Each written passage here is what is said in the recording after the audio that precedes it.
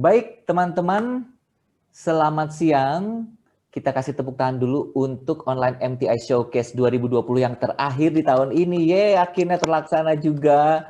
Dan jika showcase ini selesai, berarti sudah hampir, kemarin kan saya bilang 40 trainer ya, ternyata kurang sih. Tapi sudah 30-an. 30 trainer yang sudah online show, yang sudah showcase.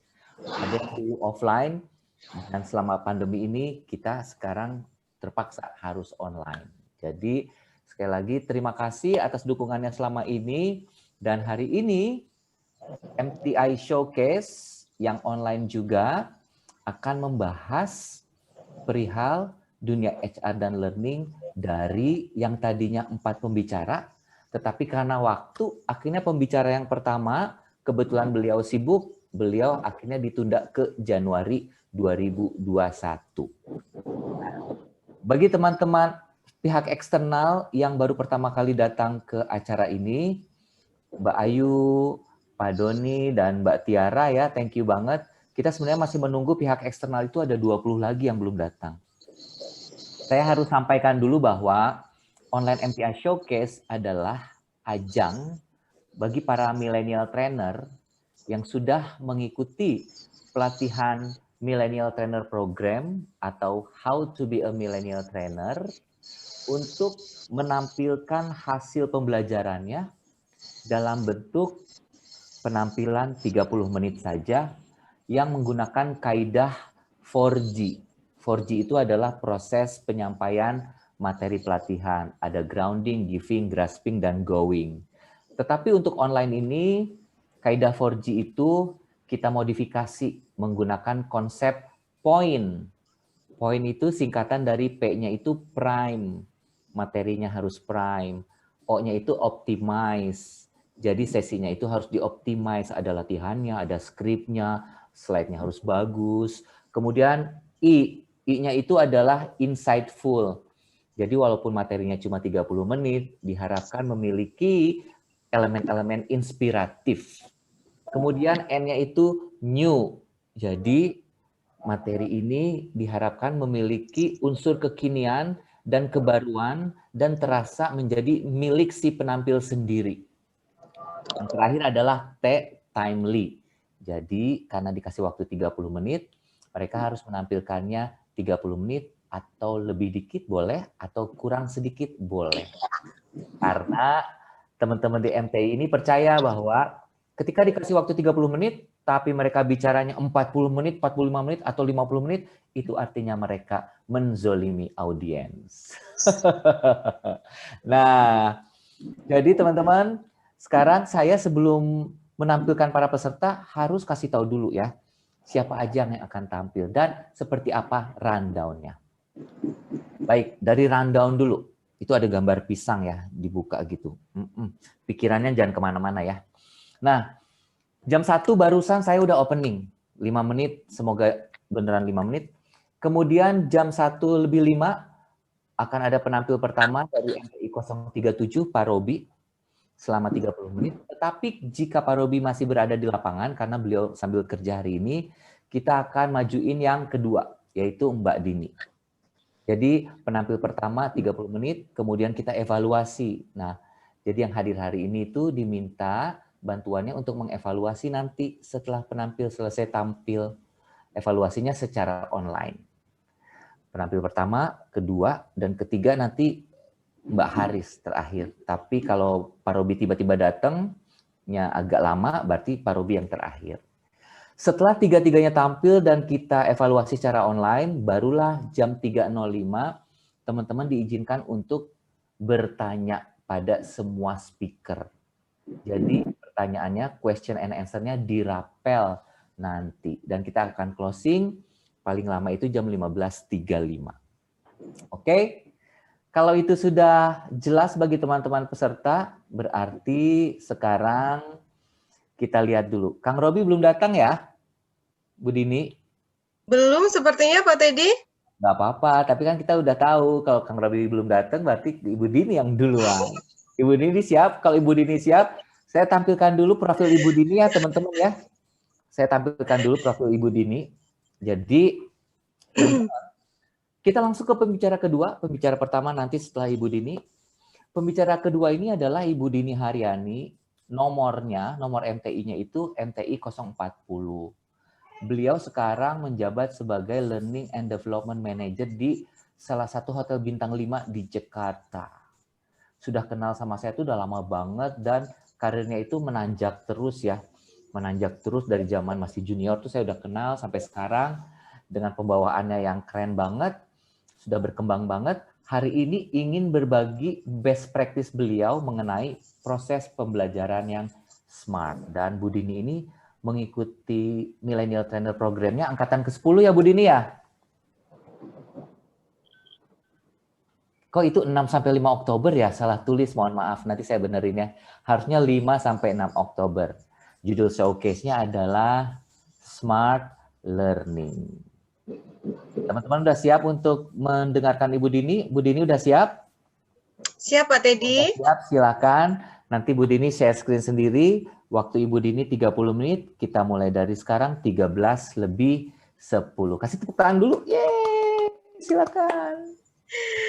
Baik, terima kasih Pak Teddy. Saya share screen dulu ya.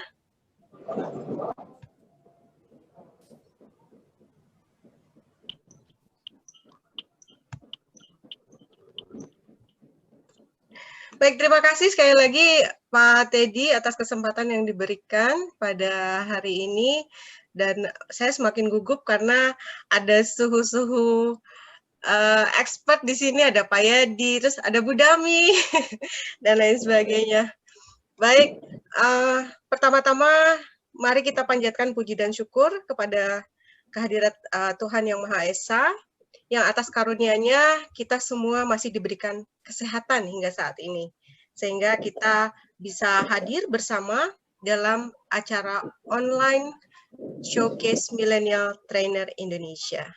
Di awal tadi sudah diperkenalkan oleh Pak Teddy, nama saya Dini Haryani. Saya saat ini bertugas sebagai Learning and Development Manager di salah satu hotel bintang 5 di Jakarta yang letaknya di Bundaran HI, tepatnya. Begitu ya. Nah, pada kesempatan yang berbahagia ini, saya ingin berbagi dengan rekan-rekan sekalian mengenai Smart Learning Concept. Namun sebelumnya, izinkan saya menyampaikan disclaimer bahwa apa yang akan saya sampaikan dalam sesi kali ini merupakan suatu konsep yang terlahir berdasarkan pengalaman pribadi saya di dalam menjalankan profesi sebagai trainer di bidang perhotelan selama lumayan lebih dari 18 tahun. Bagian besar merupakan hasil dari proses pembelajaran saya yang diperoleh dari para ahli di bidang pelatihan, serta mengandung unsur kognisi, yaitu keyakinan yang saya peroleh dari hasil pemikiran tentang konsep ini dari berbagai teori melalui tahapan pemahaman, evaluasi, dan penerapan. Sebagai pembuka, saya ingin mengajak rekan-rekan sekalian untuk menebak siapakah karakter yang terdapat dalam layar. Boleh dibuka mikrofonnya bagi yang ingin menebak. Silakan teman-teman. Siapa yang mau menebak? Aku udah tahu, tapi aku diam aja. Kalau penggemar film science fiction pasti tahu. Star Wars bukan, Bu? Iya. Ah, iya betul. Bukan Star Wars. Bukan, sorry, ada lagi. Siapa nama karakter ini? Star Trek. Iya Mr. betul, Spock. Star Trek. Mr. Spock. Mr. Spock. Mr. Spock, betul. Siapa tadi yang jawab Mr. Spock ya? Mbak Anti. Mbak Anti ya? Semangat Dini, aku sambil nyetir. Oke, thank you Mbak Anti. Kita kasih tepuk tangan dulu dong untuk Mbak Anti ya, yang sudah menebak dengan benar. Dan nanti hadiah invisible gift-nya bisa dikasih oleh Pak Teddy di akhir acara. Ya kan Pak Teddy? Yes, invisible chocolate. Alright, so boleh dibantu Mbak Anti karakter Mr. Spock ini yang Mbak Anti ketahui seperti apa? Saya sih nggak tahu karakter pastinya karena dulu saya masih kecil waktu nontonnya. Tapi saya ingat kupingnya doang. Oh, kupingnya ya. Kupingnya kenapa Mbak Anti? Ya. Itu bentuknya aja kayak gitu. Oh, bentuknya unik ya Mbak Anti ya? Ya, betul. Begini ya. Alright, baik. Ada yang membantu Mbak Anti mungkin? Boleh? Aku tahu. Oh, boleh, Pak Teddy boleh. Silakan, Pak. Karakternya dia itu orangnya tuh dingin banget. Karena mungkin terlalu logis gitu. Yang saya tahu sih itu. Sama dia bisa telepati deh kalau nggak salah. Nah, betul. Makasih Pak Teddy atas bantuannya ya. Jadi Mr. Spock ini memang salah satu karakter fiksi sentral di dalam film Star Trek. Ya, karakternya memang dingin, namun dia memiliki kelebihan karena dia setengah alien dan setengah manusia, jadi memiliki kelebihan di dalam hal mentransfer ilmu atau pemikiran melalui telepati hanya dengan menggerakkan tangannya seperti ini. Gini ya doang ya. Yes. Enak banget gini iya. doang. Bayangkan kalau itu terjadi di kehidupan nyata, maka profesi trainer saat ini akan lebih mudah ya, hanya dengan melakukan telepati bisa langsung mentransfer ilmunya. Namun itu hanya terjadi di dalam film. Maka trainer saat ini tetap harus memiliki teknik dan keterampilan di dalam melakukan atau mentransfer ilmu di dalam kegiatan pembelajarannya. Di dalam artikel yang saya baca di Harvard Business Review yang diterbitkan oleh Arika Anderson, di situ terdapat suatu studi yang dilakukan oleh David Dunning.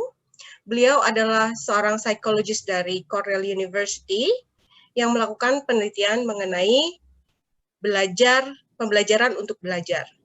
Hasilnya, 94% dari profesor yang mengajar di universitas menyampaikan bahwa mereka sudah melakukan pekerjaan mengajarnya di atas rata-rata. Nah, hal ini merupakan hal yang kurang tepat berdasarkan hasil penelitian. Kenapa? Karena hal itu menunjukkan bahwa mereka yang 94% ini menyatakan mereka tidak perlu berkembang. Hanya 6%-nya saja dari respondennya yang menunjukkan bahwa mereka betul-betul perlu belajar lebih untuk menjadi guru yang efektif. Nah, penelitian ini berkaitan erat dengan kegiatan training di perusahaan yang sebagian besar itu dilakukan secara hit and run. Jadi, pelatihannya kebanyakan dilakukan hanya sekedar dilakukan saja tanpa follow up lebih lanjut. Sementara itu, tujuan dari pembelajaran sebetulnya adalah untuk mengantarkan peserta pelatihan mencapai tujuan pembelajarannya, menjadi berpengetahuan, memiliki keterampilan yang bisa diterapkan di kehidupan nyata tentunya. Berdasarkan pengalaman saya di bidang perhotelan yang saya geluti, ada satu model pelatihan 70-20-10 yang dikembangkan oleh Michael Lombardo dan Robert Etchinger di tahun 1980 yang saya implementasikan dan kebetulan cocok di bidang ini. Model Learning 70-20-10 yang dikembangkan tersebut memiliki 3 tahapan. Jadi sekitar 70% proses pembelajaran peserta dilakukan melalui praktik nyata di tempat kerjanya atau on the job experience. Contoh, misalkan, ketika seorang trainer, kita memberikan pelatihan mengenai train the trainer kepada departmental trainer di tempat kerja kita. Maka 70% dari proses pembelajarannya tersebut dilakukan dengan memberikan praktik kepada mereka untuk melakukan training terhadap team members-nya di operation. Sementara itu, 20% proses pembelajaran diperoleh melalui informal learning atau kegiatan social communication seperti itu ya. Contohnya seperti coaching, counseling, dan mentoring. Dan 10%-nya proses pembelajaran diperoleh melalui formal learning seperti in-class training.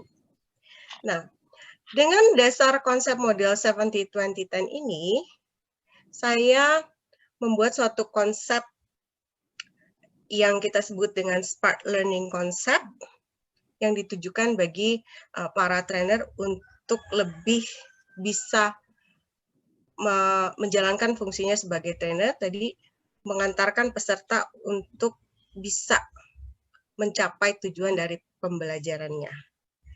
Apa itu Smart Learning Concept? Yang pertama adalah skills. Dari berbagai sumber yang saya baca dan saya peroleh, saya rangkum skills yang perlu dimiliki oleh seorang trainer terdiri dari beberapa skill, yaitu teknologi. Jadi kemampuan kita untuk menguasai teknologi. Sudah tentu di zaman sekarang contohnya ya, kita tidak boleh menutup mata terhadap kemajuan teknologi, harus melek teknologi. Apalagi pesertanya misalkan kebanyakan millennials. Seperti itu yang memang sudah sangat menguasai teknologi. Jadi pengetahuan mengenai internet, kemampuan untuk menggunakan internet dan device-nya itu memang harus betul-betul kita pelajari dan kuasai. Kemudian communication skills tentu saja. Ini adalah tuntutan bagi seorang trainer karena ini akan digunakan di dalam teknik berkomunikasi dalam berpresentasi. Menggunakan bahasa-bahasa yang lebih mudah untuk dimengerti oleh peserta, kemudian writing-nya juga, pemilihan kata-kata di dalam materi presentasi. Seperti itu. Kemudian organizational skills, di sini seorang trainer tidak terbatas hanya melakukan suatu perencanaan dan menyelenggarakan suatu training saja. Namun juga harus mampu mempertimbangkan kalau di tempat kerja bahwa peserta yang kita undang dan kita targetkan itu juga masih tetap mampu mengatur jadwalnya sehingga tidak mengganggu kegiatan operasionalnya. Adaptability, seorang trainer yang efektif harus mampu beradaptasi dengan baik. Bisa jadi kreatif, membuka diri, ya, menerima wawasan-wawasan baru untuk diterapkan kepada kegiatan pembelajarannya. Ini sebagai salah satu contoh dari foto yang ada di slide, itu saya langsung mempraktikkan apa yang saya pelajari saat itu. Saya ikut trainingnya Pak Teddy ya, di situ ada kegiatan collaborative face drawing gitu ya. Nah itu kan berarti kita lebih kreatif dan membawa itu ke dalam kegiatan pembelajaran sehingga menjadi lebih menarik bagi peserta. Tinggal nanti kita sebagai trainer mengambil esensi dan briefnya aja di akhir tujuan dari kegiatan tersebut apa. Itu salah satu contohnya. Kemudian advanced research di sini adalah bahwa materi yang kita sampaikan harus dikaitkan dengan sains. Itu juga yang saya peroleh dari pembelajaran saya dengan Pak Teddy, dan benar adanya bahwa segala sesuatu yang ingin kita sampaikan itu harus berdasarkan sesuatu yang keilmuan dan disertai dengan data-data yang akurat, sehingga pembelajaran itu lebih bermakna. Gitu. Kemudian antusiasme sudah tentu. Seorang trainer harus memiliki energi yang kuat, yang lebih dari para pesertanya, sehingga bisa mentransfer energi tersebut kepada pesertanya. Dan juga antusiasme ini termasuk dari antusias kita dalam mempelajari hal-hal yang baru juga, gitu. Jangan sampai kita ilmunya itu-itu aja, gitu. Jadi nggak berkembang. Stay a student, katanya. Meskipun kita a trainer, tapi we have to stay a student. Atau flexing, gitu ya. Menerima berbagai hal yang baru untuk memperkaya keterampilan dan knowledge kita. Dan yang terakhir adalah assess ability atau kemampuan untuk mengakses, menilai sejauh mana peserta pelatihan kita ini sudah menyerap ilmu dan skills yang kita sampaikan. Gitu. Jadi kita perlu mengamati apakah sudah mengerti, sudah paham, dan bisa melakukannya. Seorang trainer harus memiliki kemampuan itu. Nah, sebelum saya lanjut ke tahap berikutnya, boleh saya minta pendapat dari peserta? Mungkin ada yang mau memberikan contoh-contoh lain dari segi skills, karena saya yakin yang hadir di sini banyak juga trainer loh. Gitu ya Pak Teddy? Iya, sebagian besar trainer ini pasti punya masukan-masukan lah apa nih. Silakan teman-teman yang mau kasih contoh tambahan gitu ya Bu Dini ya? Iya betul, contoh siapa tambahan. tahu.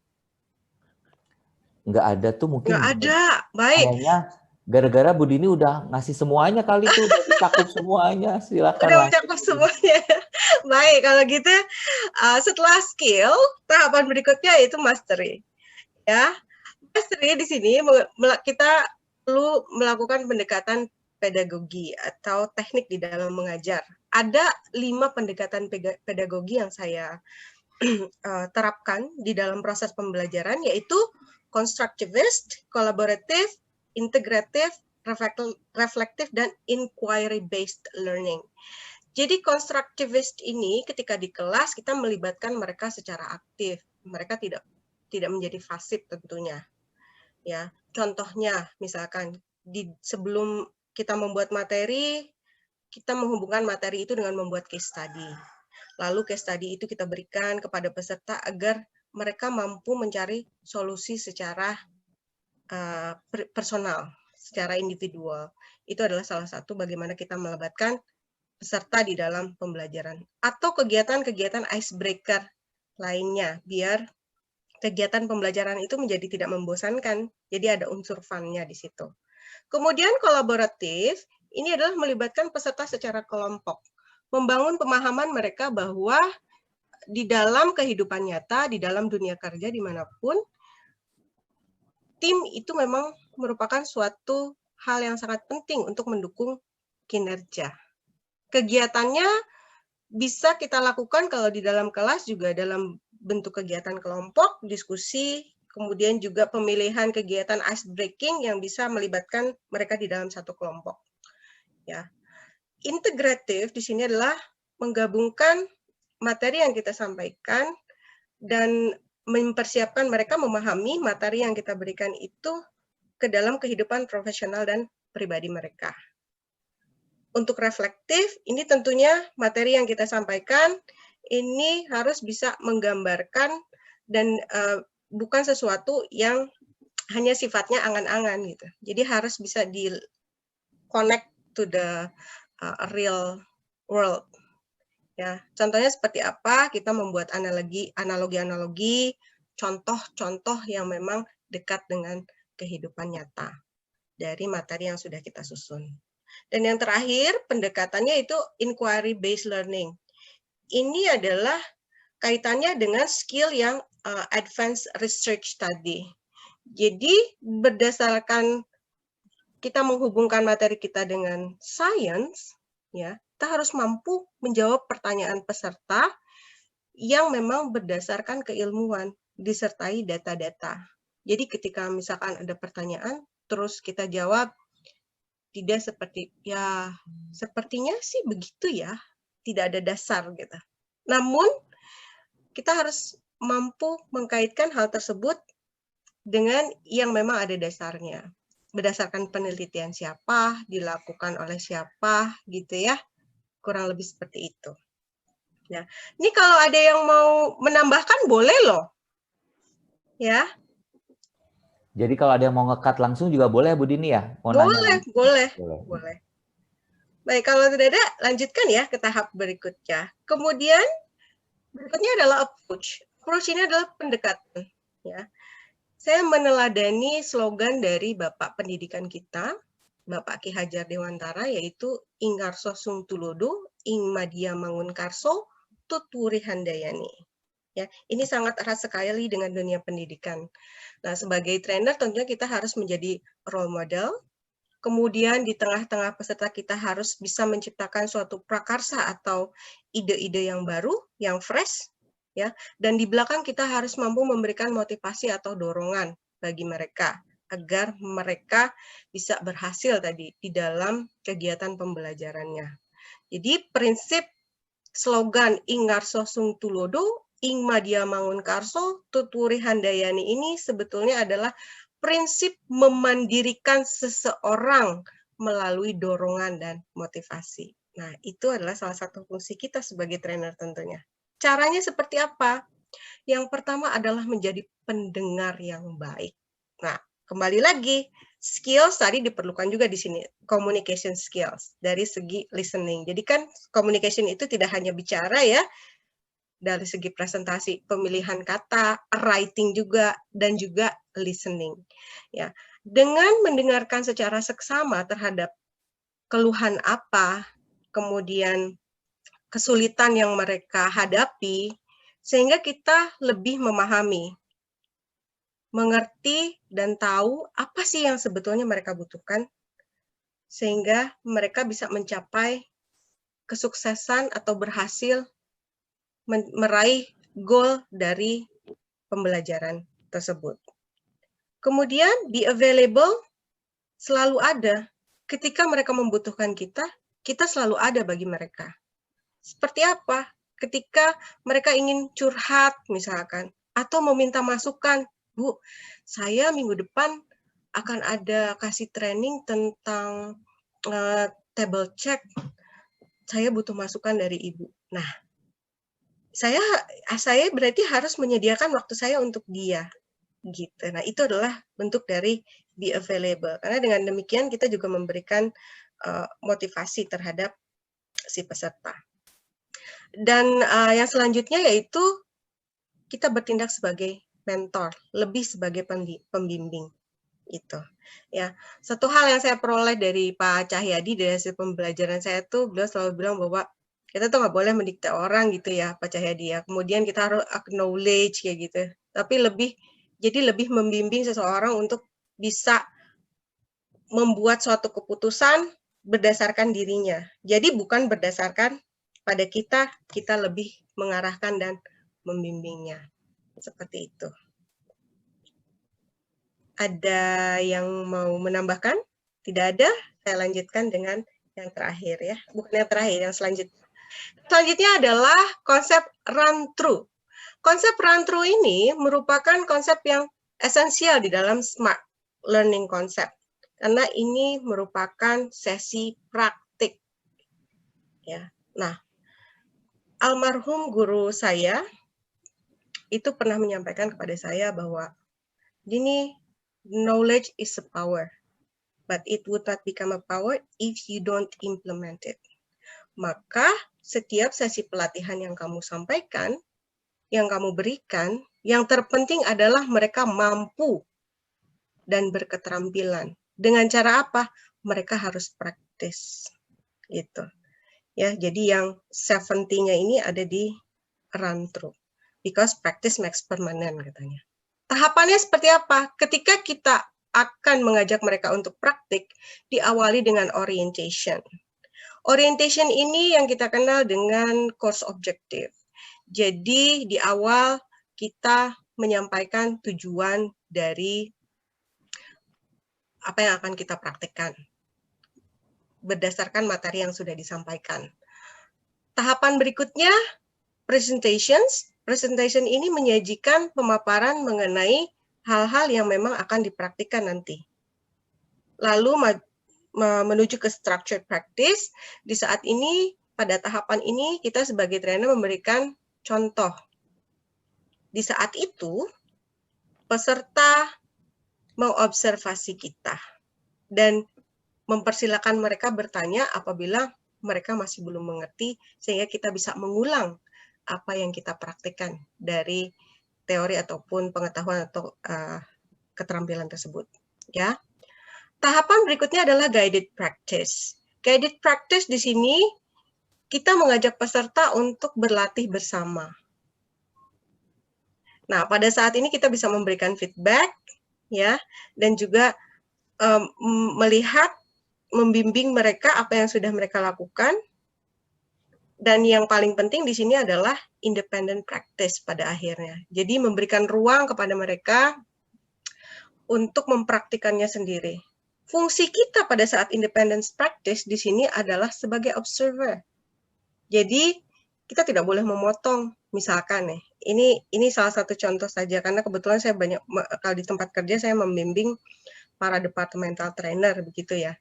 Jadi ketika mereka ada independence practice ya, setelah mereka minta coaching, kemudian ditentukan jadwalnya kapan, mereka memberikan training, kita hanya mengamati mereka. Bagaimana cara mereka memberikan training, sudah diterapkankah teori-teori yang kita sampaikan seperti itu. Di akhir kita memberikan feedback yang membangun. Bagian mana saja sih yang sudah lebih baik, dan bagian mana saja yang memang perlu ditingkatkan kembali. Begitu. Itu contohnya di dalam gambar ya, salah satu contohnya salah satu departemental kami sedang melaksanakan training di departemennya itu. Saya akan selalu hadir di situ ketika saya tidak ada kelas yang lain. Begitu. Jadi mereka harus memang menginformasikan terlebih dahulu. Dan yang gambar berikutnya itu salah satu contoh juga yang saya lakukan, memberikan mereka ruang untuk praktik public speaking gitu. Jadi bukan hanya training di departemennya, melainkan memberikan suatu training kepada audiens yang lain di luar departemennya. Begitu. Nah, tapi karena pandemi, jadi sekarang trainingnya bentuknya online juga gitu ya. Jadi saya buatkan flyernya, mengundang peserta, memampang foto-foto mereka, dan mereka merasa senang dengan begitu, seperti kegiatan training di luar ya, gitu kan. Wah, saya jadi pembicara. Nah, sebelumnya fungsi kita tadi membimbing sebelum mereka tampil. Ya, ini adalah run-through. Dan tahapan selanjutnya yaitu teknik. Dalam smart learning concept ini, teknik yang digunakan adalah integrated abilities.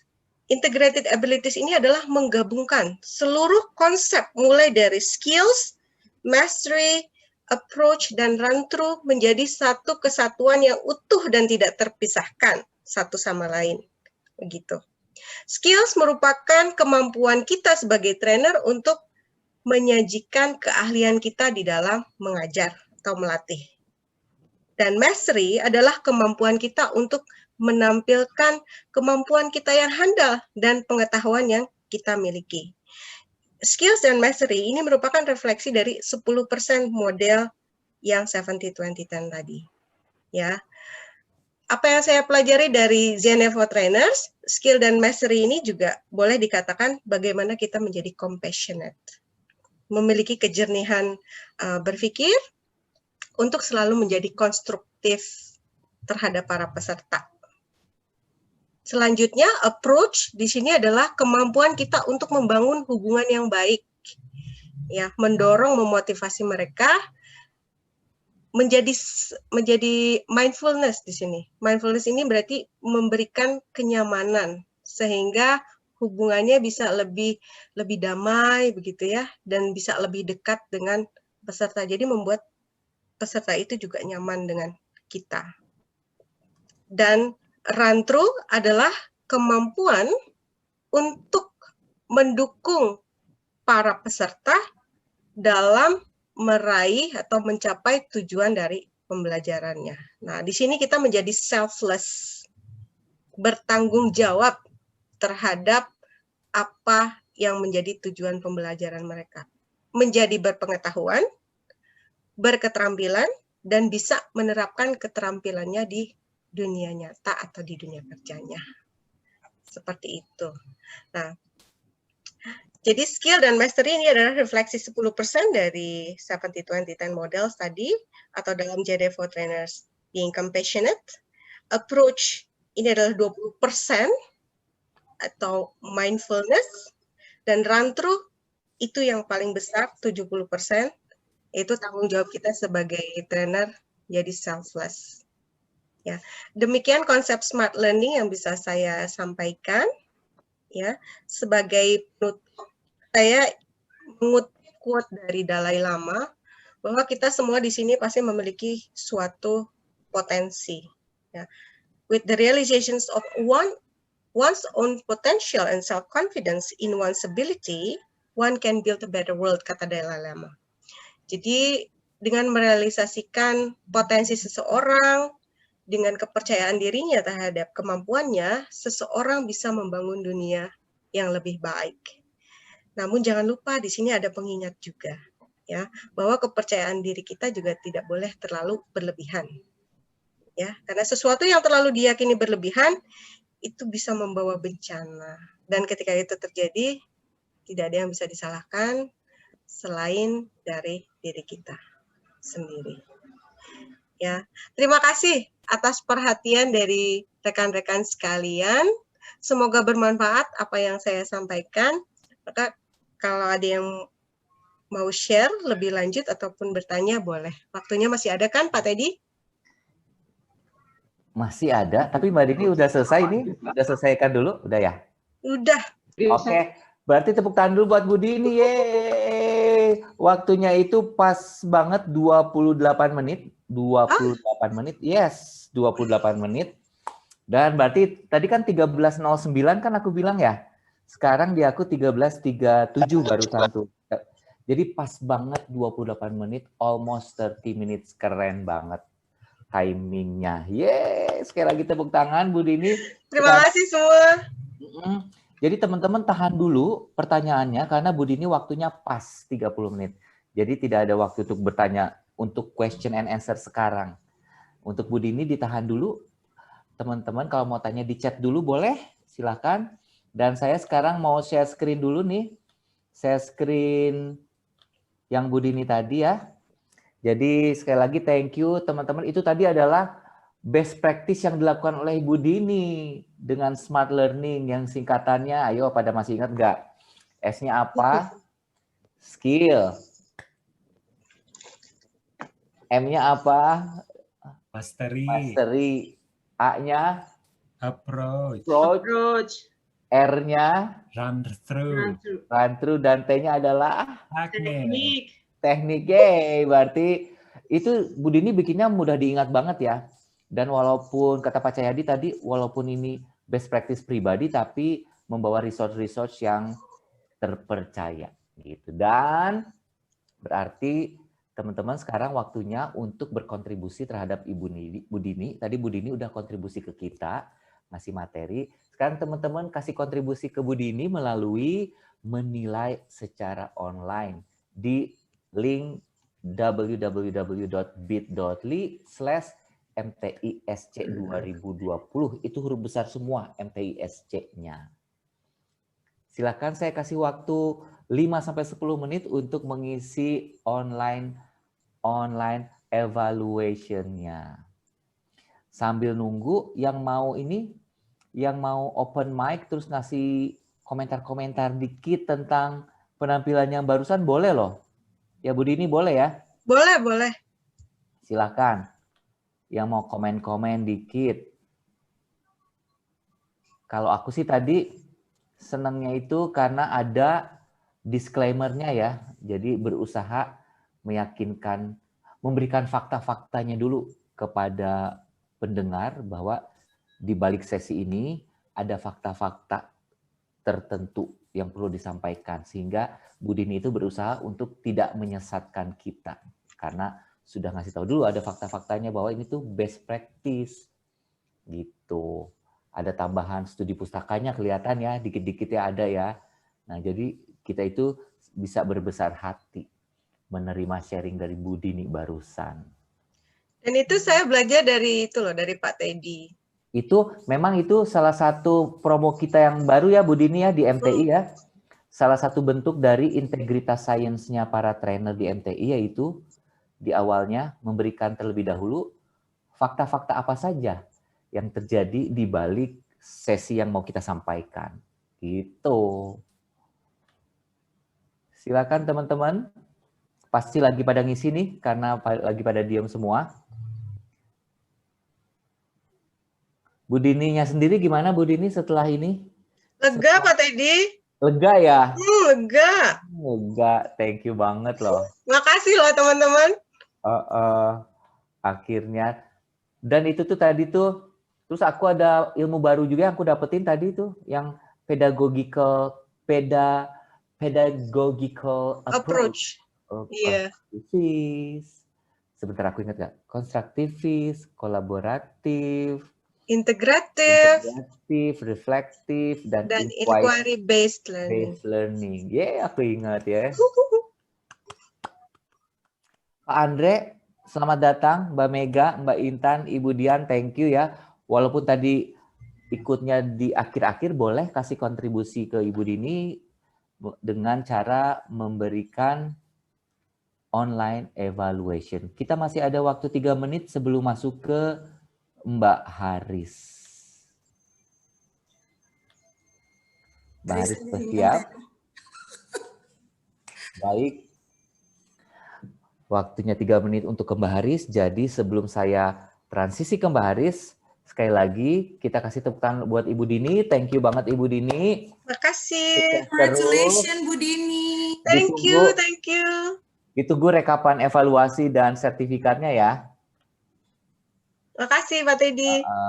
Link evaluasinya silakan Ibu Diana, ada di screen www.bit.ly/mtisc2020. Itu huruf besar semua ya Budi ya.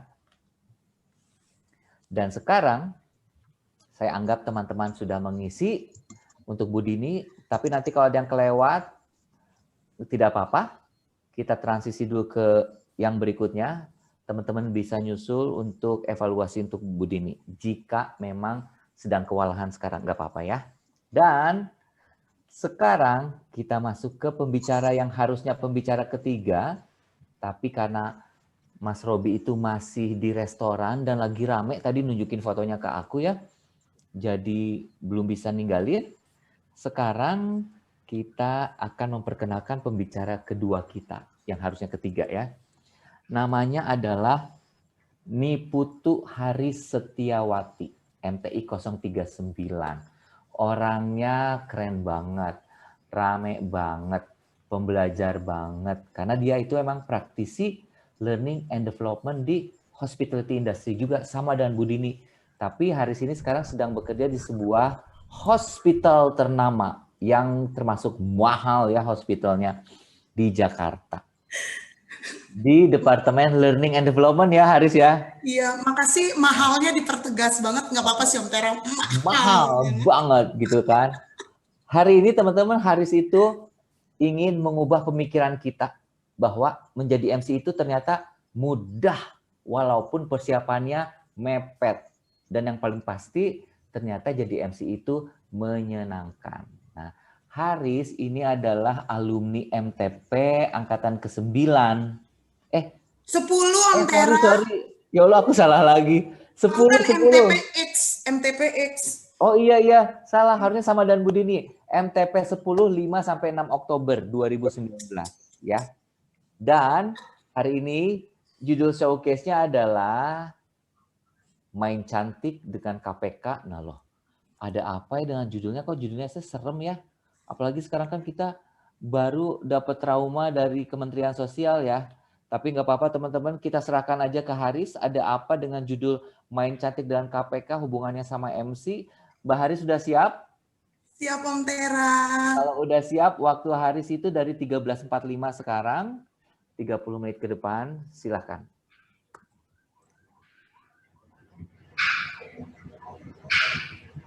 Tara. Halo, selamat sore semuanya. Selamat sore. Yang sini siang ya, tapi kita agak berembun, agak gloomy, tapi terima kasih tidak bobo siang. Hari ini malah join di MTI Showcase 19 Desember 2020. Agak fantastis memangnya gambarnya ya. Kalau Bu Dini agak malu-malu kan tadi gambarnya ya, kecil-kecil ya. Kalau aku sengaja aku gedein, Bo.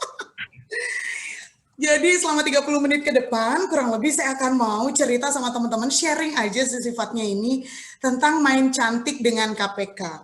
Kalau kata Om Tera tadi, ini nggak ada hubungannya sama sekali sama dana bansos yang sudah dikorupsi 17 miliar oleh Menteri Sosial itu ya. Udah sosial, menteri lagi ya. Terus korupsi lagi, hidup lagi ya. Tapi enggak ya teman-teman. Jadi hari ini kita mau main cantik itu adalah ternyata MC itu adalah salah satu dari yang diharapkan menjadi salah satu bisa kita bilang sebagai salah satu kompetensi yang perlu dimiliki oleh seorang trainer. Gitu. Tapi sebelum itu aku mau ngecek apakah suara aku agak menggema. Soalnya aku live-nya dari auditorium. Oke loh, suara Haris bagus. Jelas. Kita lanjut ya Om Tera ya. Jadi kenapa saya bilang kalau MC itu adalah salah satu kompetensi yang perlu dimiliki oleh seorang trainer? Karena biasanya kita itu sering diminta buat jadi MC, ya kan? Buat sebuah acara yang berhubungan dengan kekaryawanan. Nah, sebelum itu saya mau minta teman-teman, boleh open mic, boleh chat juga boleh. Pernah nggak sih tiba-tiba teman-teman diminta untuk menjadi MC acara tempat bekerja teman-teman, dan itu acaranya besok, dadakan, kayak tahu bulat harga 500-an, terus nggak dikasih tahu acaranya kayak gimana. Pernah nggak? Boleh deh di-share pengalamannya di chat. Atau mau open mic juga boleh. Pernah nggak? Aku lihat chat ya teman-teman. Pernah nggak sih? Kita lihat dulu. Pernah Bu Dini. Bu Dini pernah ya Bu Dini ya? Oke. Udah 5. Om Yadi, oh pernah ya pasti. Om Yadi mah MC kondang. Kalau misalnya disuruh dadakan, langsung bayarannya beda ya Om Yadi ya. Pernah banget ya, pernah banget Mbak Ayu. Hai. Mbak Intan pernah banget, betul. Karena kita sebagai trainer yang biasa nyenyong dan biasa speak di depan pembicara gitu. Jadi sering banget. Gimana perasaannya? Kita udah disuruh dadakan, terus nggak ada persiapan, nggak tahu acaranya apa, disuruh bikin konsep acara. Pasti bete ya, bete banget. Terus ada yang bilang kesel banget sama yang nyuruh. Pak Bos, aku nggak ada yang ikut kan di sini. Terus udah ada yang bahkan pengen cuti mendadak aja besok karena nggak dikasih tahu ya kan. Oh iya Om Yadi kan emang selalu diandalkan ya kan. Aku juga mengandalkan Om Yadi. Oke, jadi keringat dingin, deg-degan, plus jadi lapar. Iya bener. Itu ya Mbak Intan ya. Banyak banget emang. Kita emang sering diminta sebagai MC dadakan ya. Nggak apa-apa teman-teman. Nah, saya akan menceritakan, saya akan sharing gimana sih caranya, cara simple untuk main cantik dengan KPK. Apa sih main cantik itu? Nah, buat saya, MC itu singkatannya bukan Master of Ceremony. Tapi buat saya, MC itu adalah main-main cantik. Kenapa saya main-main cantik? Tapi saya nggak main-main cantik sama uang rakyat. Saya main-main cantik sama acara yang akan saya lead. Karena saya dipercaya sebagai Master of Ceremony. Tapi nggak sembarangan. Kita main cantiknya ada yang namanya KPK. Apa sih itu KPK? Kita akan belajar hari ini. Dan kenapa sih saya pakai main cantik jadi MC? Nah, saya akan minta teman-teman untuk membawa pengalaman hari ini adalah Anda esok akan menjadi seorang MC acara tempat bekerja Anda yang berhubungan dengan employee recognition, employee bonding, dan juga employee engagement. Ya, jadi kita semua besok mau ada acara nih hari Minggu. Oke, kita lanjut. Sebelum itu, saya mau jelasin apa sih MC itu.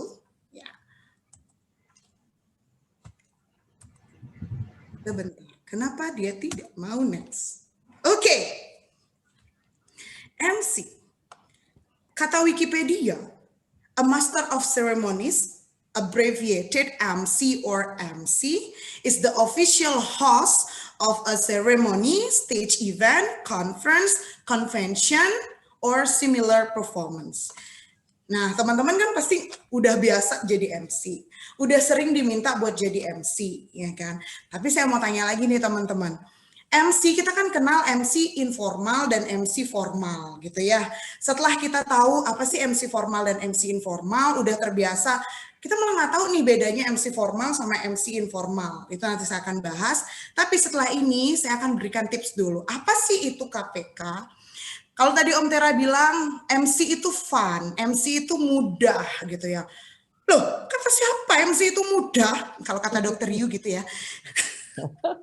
Kata siapa MC itu mudah? MC itu tidak mudah loh. Gitu ya kalau kata Dokter Yu. Tapi buat saya MC itu mudah. Kenapa? Saya akan bagikan tipsnya. MC, main cantik yang pertama yaitu main cantik dengan konsep. Kita mengenal tadi ada 2 konsep ya, yaitu ada formal dan ada informal. Saya akan minta lagi untuk bantuan teman-teman untuk share lagi di chat ya.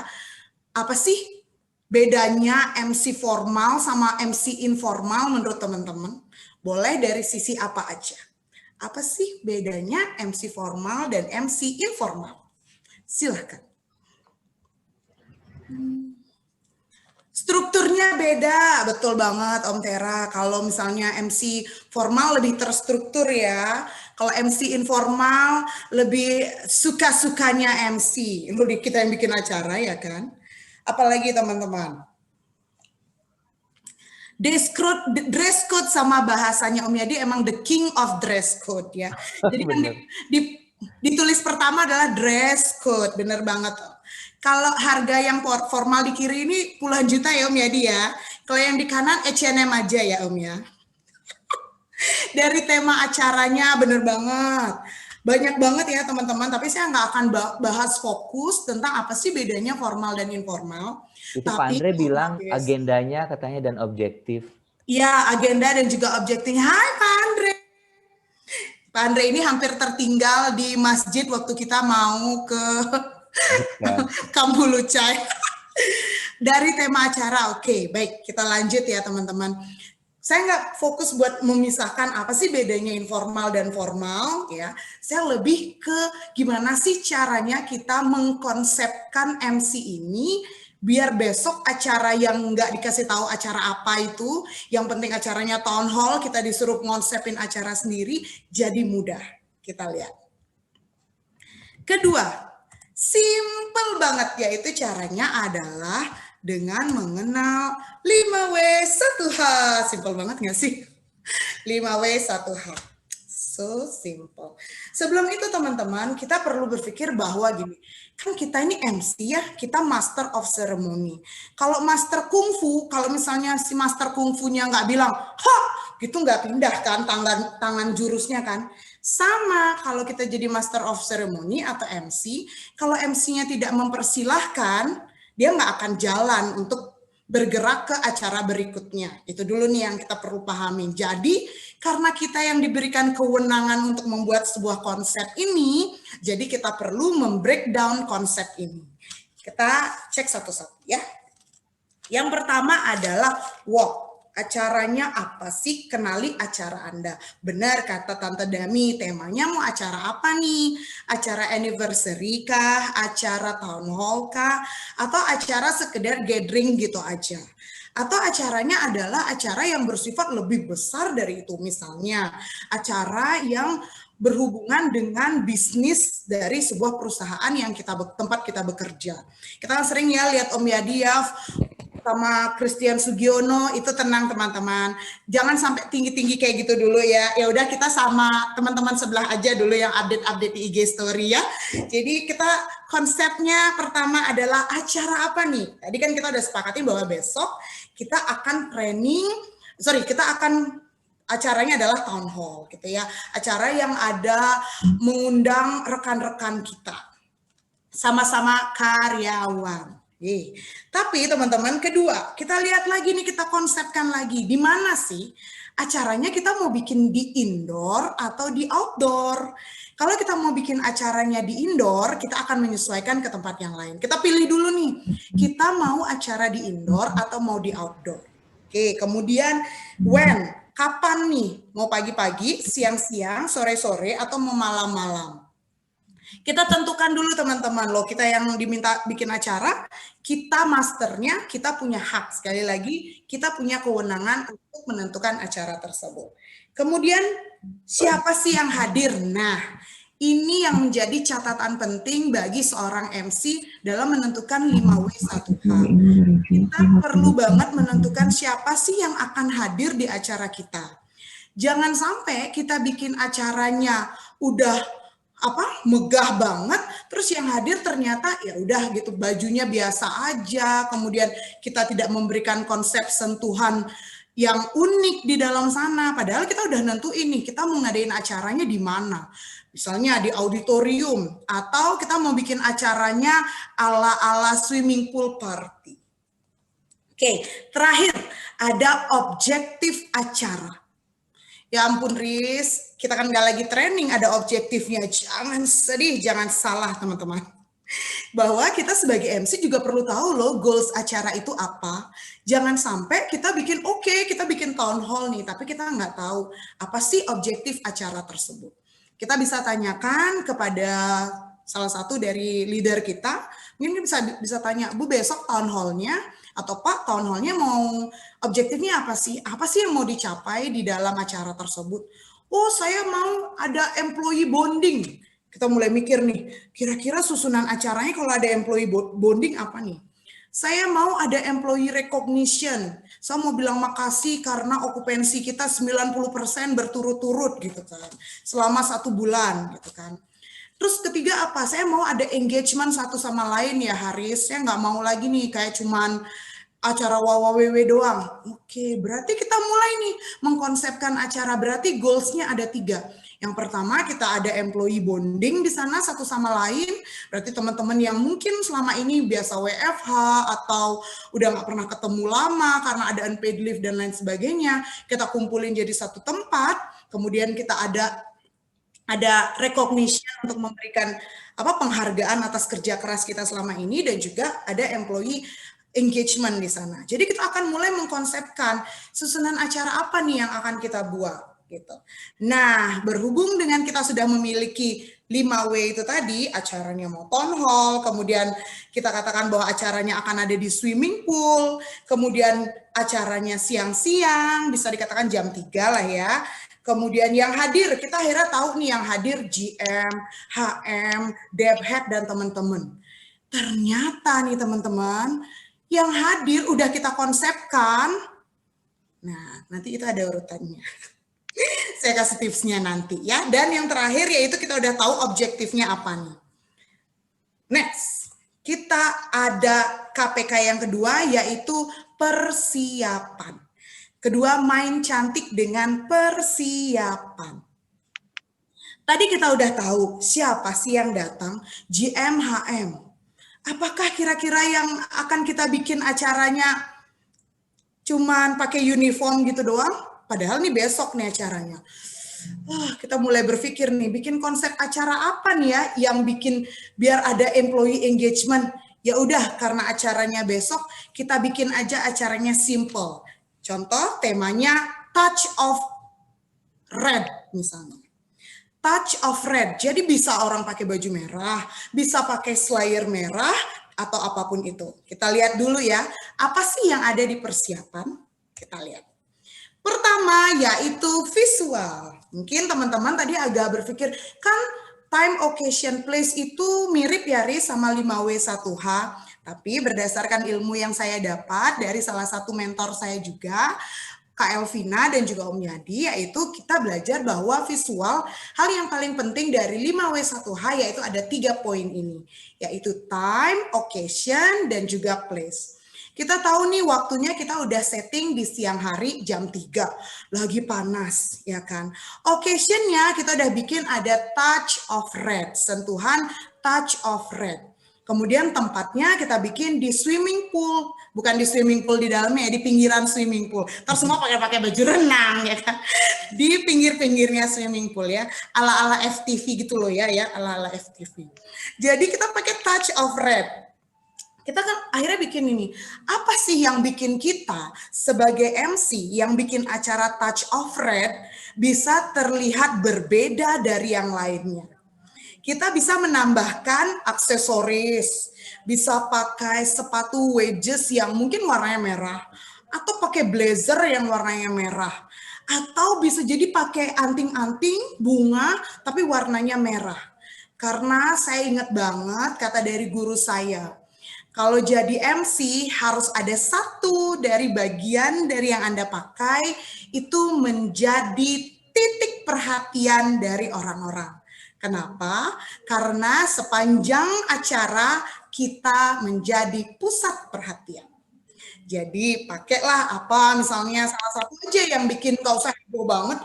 Pakai dari ujung kaki sampai ujung kepala merah ya. Pakai satu aja tapi bikin Anda diingat gitu ya, itu time, occasion, dan place. Nah, saya punya contoh pengalaman yang lucu. Jadi waktu itu saya masih kerja di Grand Hyatt Bali, ada acara nih, acaranya itu adalah resepsi pernikahan. Resepsinya ada di pantai. Anda bisa bayangkan di pantai ya, ada pasirnya, dan ada salah satu orang yang datang nih pakai high heels, long dress, baju bulu-bulu sama rambut digerai. Coba bayangin kalau dia di pantai kayak gitu ya Kak. Nggak cocok teman-teman. Balik lagi ke acara kita besok, kita lihat lagi, oh acaranya indoor. Jangan sampai pakai heels yang runcing. Nanti kalau kepleset, nyemplung di swimming pool kan nggak lucu, malah jadi lucu ya. Atau kalau pakai baju merah, jangan pakai baju merah yang kalau burketnya kelihatan itu nampak. Kan kita malu lihatnya kalau kita jadi MC ya. Jadi perhatikan juga baju-baju Anda. Jangan sampai udah aksesorisnya cetar, tapi bajunya ngeliatin burket. Kan nggak cocok gitu ya teman-teman. Kita lanjut ke yang kedua. Vokal. Ya, vokal ya. Pertama adalah suara. Jangan ngadi-ngadi kalau besok mau jadi MC ya. Hari ini makan ciki-cikian. Besok serak-serak kering, bukan serak-serak basah ya. Jadinya bete banget. Besok suaranya kering, nggak los suaranya, jadinya malah dikit-dikit. Nah, jadi jangan ngadi-ngadi ya teman-teman. Perhatikan makanan Anda untuk menjaga suara Anda.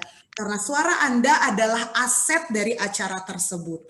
Karena Anda adalah seorang pemimpin dari acara, Anda master dari acara tersebut, jadi Anda perlu untuk menjaga hal terpenting dari acara tersebut, yaitu adalah suara Anda. Karena suara Anda bisa memperlihatkan kondisi kesehatan Anda. Kalau suara kita udah mulai serak, orang masih bilang, kalau capean ya Cin, udah istirahat dulu. Nah kayak gitu kan, padahal kita udah tahu bahwa besok kita mau jadi MC. Istirahat yang cukup ya teman-teman. Istirahat yang cukup itu bukan berarti aku cukupnya 4 jam aja kok Riz gitu. Tapi usahakan lebih dari itu. Karena kita tahu kan bahwa kita bisa istirahat itu diperlukan 7-8 jam. Tidur yang cukup. 2, olahraga, nggak perlu olahraga 2 jam di gym ya, terus posting di IG story, nggak perlu. Cukup 15 menit exercise aja, karena kan besok kita mau MC. Exercise yang ringan aja, boleh jalan, ya berapa ya, 5 km mungkin, atau cuman exercise yang kita lihat dari YouTube juga boleh banget. Yang penting exercise teman-teman, karena biar menjaga performa suara kita nggak ngos-ngosan. Bukan acara IG live saya ya, tapi ini bener-bener ngos-ngosan gitu ya. Promo yang Tera nggak apa-apa ya? Nggak apa-apa Yang ketiga dong. adalah smiling voice teman-teman. Apa sih itu smiling voice? Nah, gimana sih caranya? Smiling voice itu adalah suara kita kalau memejamkan mata terdengar tersenyum. Caranya gimana sih? Teman-teman bisa rekaman suara, sudah bikin susunan acara, kemudian direkam. Contoh untuk memanggil GM memberikan speech. Kalau nggak smiling voice, contohnya gini, kepada Bapak Robert, saya persilahkan. Itu nggak smiling voice. Tapi kalau misalnya kita bilang kepada Bapak General Manager, Mr. Robert A, saya persilahkan. Jadi ada terdengar tersenyum di sana. Atau jangan minta tepuk tangan, kayak tepuk tangan semuanya. Ngapain Riz kayak gitu, ya kan? Tapi bisa kita minta, baik teman-teman, tepuk tangan untuk Bapak Robert A. Jadi orang pun akhirnya oke, karena kita mengajak bukan menyuruh ya. Dan itu tadi salah satu caranya. Tambahannya adalah menggabungkan antara mendengar smiling voice dengan ekspresi yang nanti akan ditampilkan. Jadi udah oke nih. Saya persilahkan Bapak Robert A untuk maju ke atas panggung. Tapi mukanya nggak disesuaikan, nggak kece juga. Jadi kita juga ada latihan suara smiling voice, tapi diikuti juga dengan facial expression. Walaupun kita pakai masker, gimana sih caranya biar mata kita juga berbicara, gitu ya. Jadi smiling eyes atau smiles, kalau kata Tyra Banks ya, American Next Top Model. Itu katanya. Ya, dan yang terakhir ini nih teman-teman, yang paling penting yaitu scripting. Jangan sampai kita ngerasa bahwa oke lah ya besok santai aja lah. Toh besok aku cuman tugasnya jadi MC gitu aja, yang penting acaranya jalan. Nih. Ya, nggak ada ya teman-teman. Saya belajar dari guru saya di Bali dulu, yaitu namanya Ibu Santi Sastra. Beliau sudah berpengalaman lebih dari 30 tahun di dunia broadcasting. Kata beliau, skrip MC diibaratkan dengan ikan, yaitu opening, body, and closing. Kita mulai dari openingnya. Opening kita ibaratkan adalah mata dan insang. Kalau mama-mama mau pilih ikan kan pasti dilihat ya mata ikannya masih bagus nggak ya? Tenang, ini bukan sakit. Tapi maksudnya kondisi mata ikannya masih bagus nggak ya? Insangnya masih segar nggak ya? Nah, dalam opening MC kita tahu bahwa ada greeting, kemudian ada menyapa siapa aja sih yang ada di ruangan tersebut, siapa sih undangan kita. Tapi bisa jadi nih teman-teman, besok orang yang kita undang bisa jadi datang atau bisa jadi orang lain yang datang di acara kita. Ada tambahan misalnya pihak-pihak eksternal akhirnya juga datang besok. Jadi keep your eyes fresh gitu ya. Bisa kita lihat siapa sih yang datang. Jangan sampai saat kita memberikan salam, selamat pagi Bapak Budi. Kok nggak ada Pak Budi? Kan nggak lucu. Pak Budi di mana ya? Gitu. Kan nggak mungkin. Saya udah undang ke Pak Budi, tapi kok Pak Budi nggak datang? Kan nggak mungkin.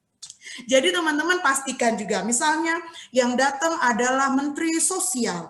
Jangan sampai kita bilang, Bapak Menteri Sosial, iya Menteri Sosial yang korupsi kemarin yang dipanggil. Terus orang-orang, kok dia koruptor bisa datang julid gitu ya. Jadi perlu teman-teman keep your eye fresh gitu ya. Jadi kita bisa tahu siapa sih tamu-tamu kita yang hadir di hari tersebut.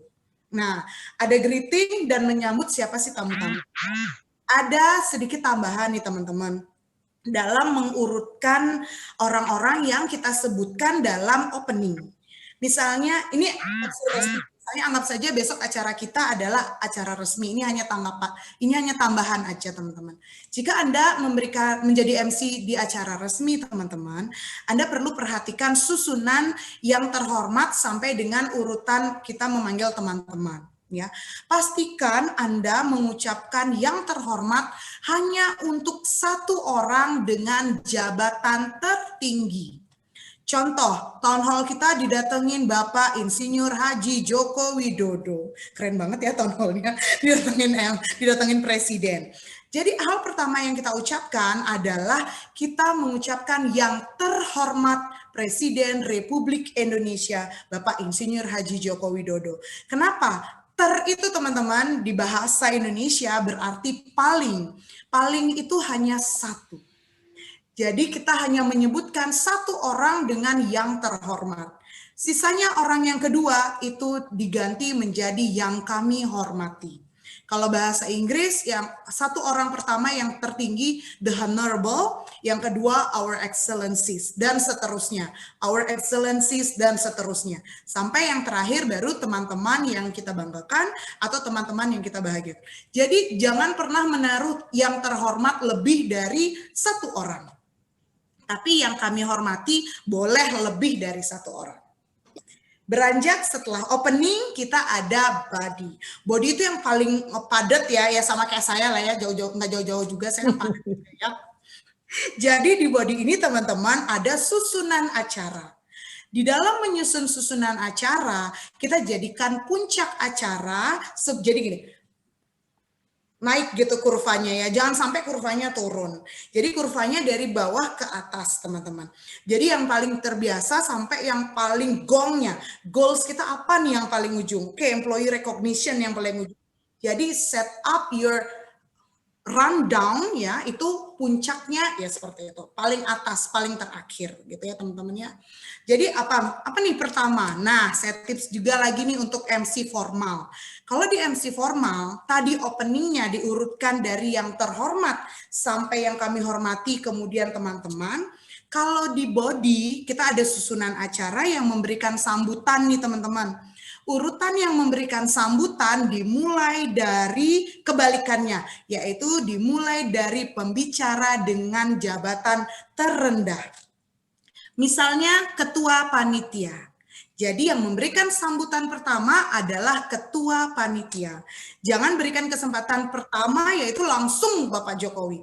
Salah teman-teman, karena di body urutan sambutan itu dari yang terendah sampai ke yang tertinggi.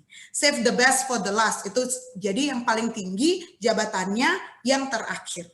Makanya kenapa biasa kan kalau misalnya penyerahan lencana atau penghargaan itu dipanggil yang paling terakhir, misalnya presiden director gitu. Kenapa? Karena biasanya setelah yang paling tinggi itu puncak acaranya yaitu memberikan penghargaan gitu. Jadi jangan sampai kebalik ya. Dan closing. Closing itu kan sirip ikannya, pastikan closing Anda cantik dan ciamik gitu ya. Closingnya itu adalah big bang gitu ya, statement. Apa sih wrap up acara tadi gitu.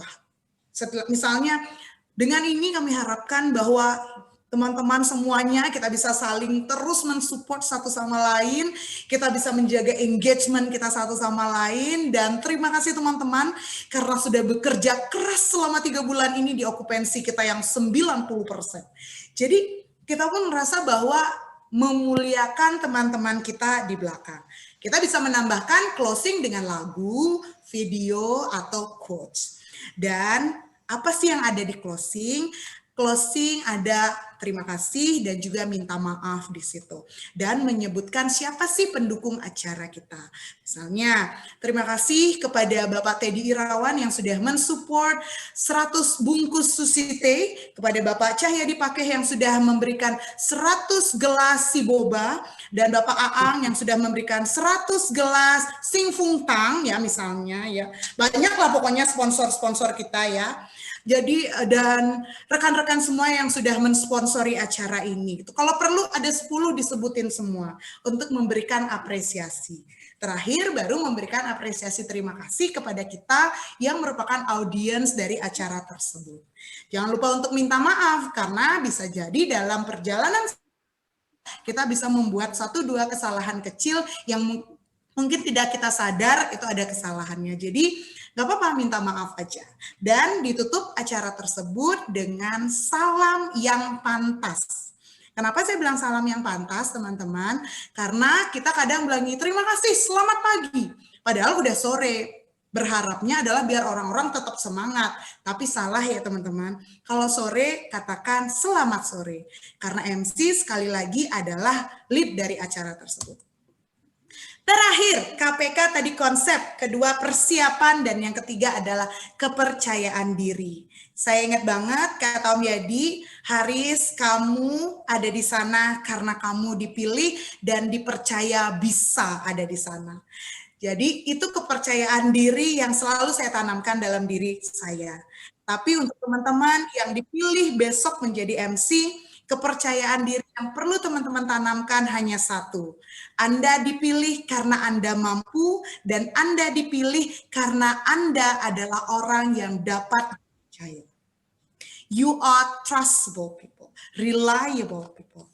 Jadi teman-teman, saya tutup KPK ini main-main cantik dengan konsep persiapan dan kepercayaan diri dengan kata-kata seperti ini. Seorang MC memang bukan bintangnya sebuah acara. Namun, sebelum bintang itu muncul, Andalah bintangnya. Selamat bermain cantik dengan KPK untuk jadi MC Town Hall besok. Terima kasih, saya Haris. Selamat sore. Oke Haris, thank you. Pas banget 30 menit. Keren. Ya Allah, teman-teman kasih tepuk tangan sekali lagi dong buat Haris. Cara penyampaiannya keren banget. Haris, aku pun dapat ilmu baru. Pasti teman-teman juga dapat ilmu baru tentang urutan. Kalau aku sih tentang urutan tadi, Riz. Thank you banget ya. Thank you banget. Itu ilmu baru loh buat aku loh. Urutan Tera. Urutan tuh ternyata ya yang terhormat dulu satu orang. Habis itu yang kami hormati boleh beberapa orang. Habis itu baru teman-teman ya, Riz ya. Tapi ya, betul, kalau Tera. sambutan dibalik ya. Bukan dibalik. Dibalik kalau sambutan ya, mungkin dari ketua panitia dulu. Terus camat, lurah, baru sampai yang terakhir presiden. Pokoknya tamu yang paling tinggi jabatannya. Ngomong-ngomong acaranya keren banget ya sampai ada presiden segala loh. Camat ya, ada Om Tera. Semua loh. Keren soalnya loh. Kita udah relate banget, udah CS banget gitu. Oke. Teman-teman yang mau nanya ke Haris, dicatat dulu. Tapi sebelum Anda bertanya, tadi kan Haris udah ngasih sharing ke kita bagus banget ya. Bahkan ada ilmu baru tuh kalau buat saya ya. Dan sekarang giliran kita nih yang kasih kontribusi ke Haris. Silahkan kasih masukan ke Haris yang positif feedback, konstruktif feedback tentang penampilan Haris barusan di bit.ly/mtiac2020. Nah, sambil nunggu aku tanya ke Haris, Haris gimana rasanya barusan? Seru Om Tera, tapi ini kan ilmu yang biasa kita pelajari tidak hanya 30 menit ya Om Tera. Gimana nih caranya aku belajar MC aja kelasnya 2 hari biar jadi 30 menit. Iya, tapi Jadi dapat aku banget sih. merasa ini challenge banget buat Challenge ya. proses pembelajaran aku. Terima kasih Om Tera. Thank you Haris. Dan cara Haris membuat singkatan-singkatannya itu kreatif banget sih. Main cantik dengan KPK. Di awalnya kan orang kaget dong, apaan nih? Apalagi sekarang lagi korupsi, lagi banyak 17 miliar lagi Om, 17 M. Kita kan 3 M Om, pakai masker, mencuci tangan dan menjaga jarak. Nah, Haris dapat singkatan itu idenya dari mana sih, Riz? Kalau dari aku itu karena aku mau bikin mindset aja sih Om. Karena kalau orang bilang master of ceremony, aku percaya bahwa become a master kita perlu banyak latihan, perlu banyak pengalaman. Tapi saat kita bilang kalau ini adalah main-main cantik, semua orang pasti seneng main. Saya yakin semua orang suka main-main. Tapi main cantik kan nggak mungkin main gitu aja. Nanti acaranya kan nggak mungkin jalan gitu aja. Itu sih yang aku bikin kenapa ini jadi mindset buat makan yuk. Satu. Gitu. Jadi pengen jadi mindset gitu ya Riz ya. Makanya dibikin singkatan yang lebih mudah. Seperti yang Om Tera bilang tadi bahwa MC itu kan mudah. Jadi kadang kita bilang nggak mau, gue nggak bisa jadi MC, susah tahu gitu. Ternyata MC itu mudah gitu. Kalau kita udah coba praktekkan KPK yang simple banget, saya yakin cerita acara tersebut pasti bisa terselenggara dengan baik gitu. Kalau sudah disiapkan dengan baik gitu. Dan dari 30 menit aja barusan kan isinya daging semua dan apa ya, dapat gitu. Berarti untuk yang sehari 2 hari itu Haris bisa ngajarinnya juga ya? Bisa ya Haris ya? Soalnya kayaknya bakalan lebih enak sebenarnya kalau sehari 2 hari karena kita bisa praktek Om Tera, praktek opening, praktek bikin, jangan salah Om Tera, bikin susunan acara aja itu setengah hari loh belajarnya karena kita benar-benar menyusun susunan acara informal dan formal gitu. Terus bikin closing. Jadi 2 hari itu benar-benar full praktek yang kalau kita bilang itu kayak pecahan tahu. Jadi kalau bikin tahu kan dipotek gitu ya. Kalau aku nggak mau bilang tahu, aku bilangnya konsep Toblerone. Kan nggak mungkin kita makan Toblerone sekalian kan, pasti dipotek-potek. Oke, gitu. Ilmu Toblerone. Enggak, soalnya dari yang hadir teman-teman itu kayaknya udah ngincer sih ke Haris gara-gara penampilan Haris barusan ya. Kata Om Yadi aja tadi, wah ini Haris bisa ngajar nih di kementerian, katanya gitu. Mam Ita juga nimpalin, iya bener gitu kan. Berarti Haris siap-siap aja setelah penampilan ini tuh teman-teman pada booking. Ya. Cuma biar jadi MC ya, side job ya Cin. Tapi aku masih banyak belajar dari Om Tera dan Om Yadi dan teman-teman di sini. Aku belajar ngontrol emosi sama Om Tera. Aku belajar teknik sama Om Yadi. Jadi terima kasih Om Yadi, Om Tera sudah menjadi salah satu mentor besar aku. Dan Neta yang aku siap-siap pas dia join tadi aku tuh shock banget karena slide yang bakal dijulitin.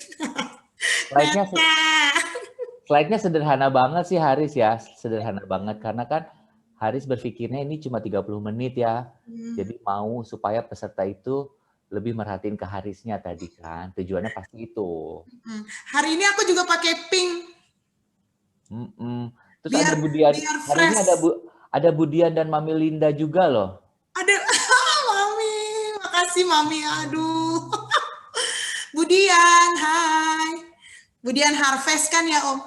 Iya, Budian Harvest. Sengaja dia datang supaya nonton Haris. Gitu. Rame, ada Tante Ike juga. Rame. Oke, teman-teman. Iya Haris keren banget. Thank you, banyak banget ilmunya aku dapet. Sukses sayang.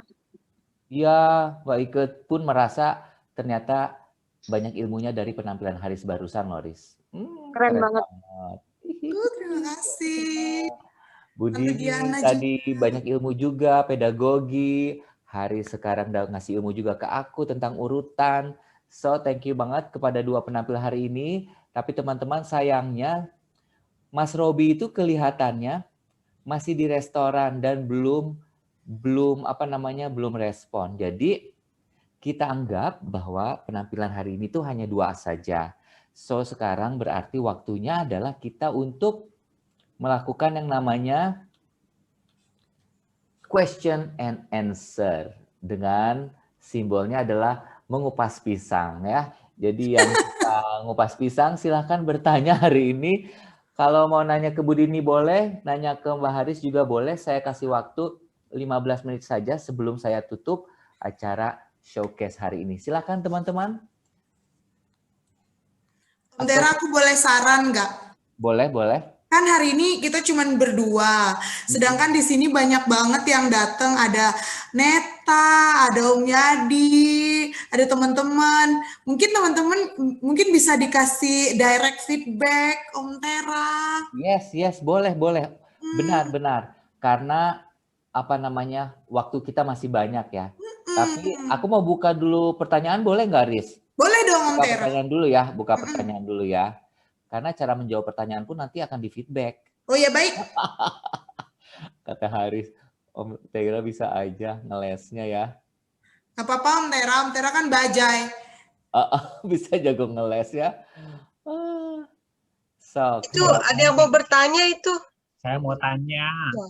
silakan. Aang Langsung. duluan, Aang duluan. Boleh. Makasih Om. Ya. Terpaku sama Haris, keren banget Riz, materinya luar biasa, banyak pengetahuan-pengetahuan baru, dan aku suka banget sama suaranya Haris, itu powerful, bikin tetap fokus, keren. Bu Dini juga keren banget Bu, banyak knowledge-nya, banyak istilah-istilah yang keren-keren. Saya mau nanya sama Haris aja, Riz, aku nggak onin kamera ya, soalnya Padahal aku kangen kamu loh. Aang jangan onin kamera, Aang. Takutnya ada yang gimana gitu. Nggak usah. nanti. Takut telanjang dada. Kalau dunia MC itu kan memang dulu itu orang tuh yang penting bisa ngomong terus bisa jadi MC gitu, atau sesuatu yang bisa dipelajari gitu. Kalau dulu kan kiblatnya adalah pasti penyiar-penyiar radio gitu, atau penyiar-penyiar TVRI gitu, pasti tersusun gitu. Dan sekarang rasanya di semua event orang itu pasti kiblatnya harus lucu gitu, lagi setelah kehadiran gitu kan ya, orang tuh pasti patokannya lucu dulu deh baru bisa jadi MC gitu. Sedangkan banyak orang yang nggak bisa ngelucu tapi secara skill public speaking-nya bagus gitu, jadi kadang nggak kepilih jadi MC. Nah, aku tanya aja ke Haris, gimana caranya biar atau menangani hal-hal lucu-lucu kayak gitu. Untuk Haris sih mungkin udah punya skill lucunya, dan celetukan-celetukan Haris juga bikin ketawa gitu, tapi ada banyak orang yang gimana sih caranya jadi lucu gitu biar orang interest dengan MC gitu. Ada nggak tips-tips dari Haris biar keluar celetukan yang bisa bikin orang paling nggak tersenyum gitu, Riz? Itu aja sih, Riz. Terima kasih. Kasih Kak. Pertanyaannya menarik banget, mengena banget ke kita. Silakan, Riz. Boleh yang lucu-lucu tolong jawab loh saya. Jadi kalau dari Haris, Kak Ang, makasih ya pertanyaannya. MC bisa ngomong, bisa jadi ngomong aja udah jadi MC gitu. Jadi gini Kak Ang, pertama dari pertanyaan Kak Ang tadi perlu aku garisin dulu ya, bahwa gini Kak Ang, berangkat dari MC itu kan ada penyiar itu untuk radio ya Kak, dan presenter atau host itu televisi gitu. Jadi pertama, kenapa sih bisa lucu gitu?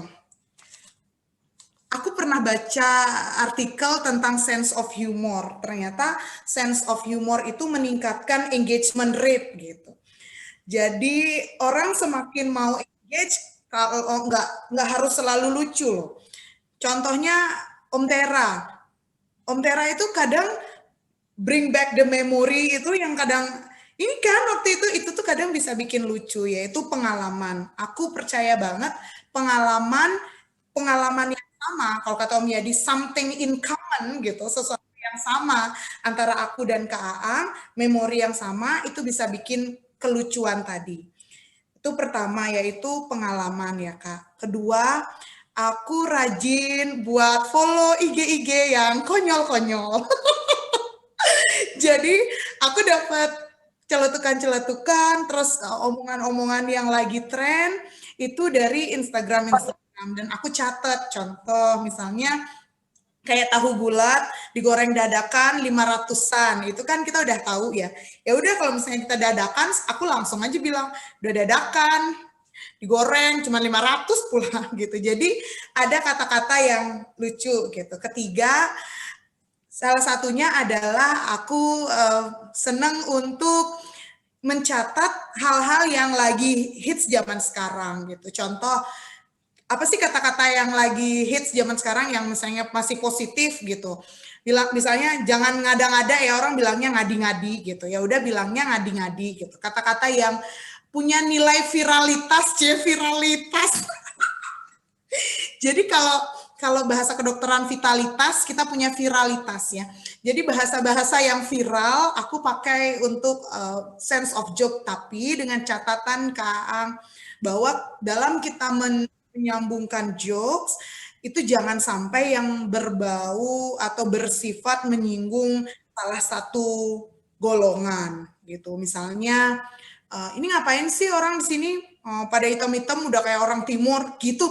Itu kan nggak semua orang timur mau menerima celetukan kayak gitu. Jadi kita perlu menjadi MC dengan sense of humor yang cerdas gitu. 3 tips itu doang. Relate dengan pengalaman kita.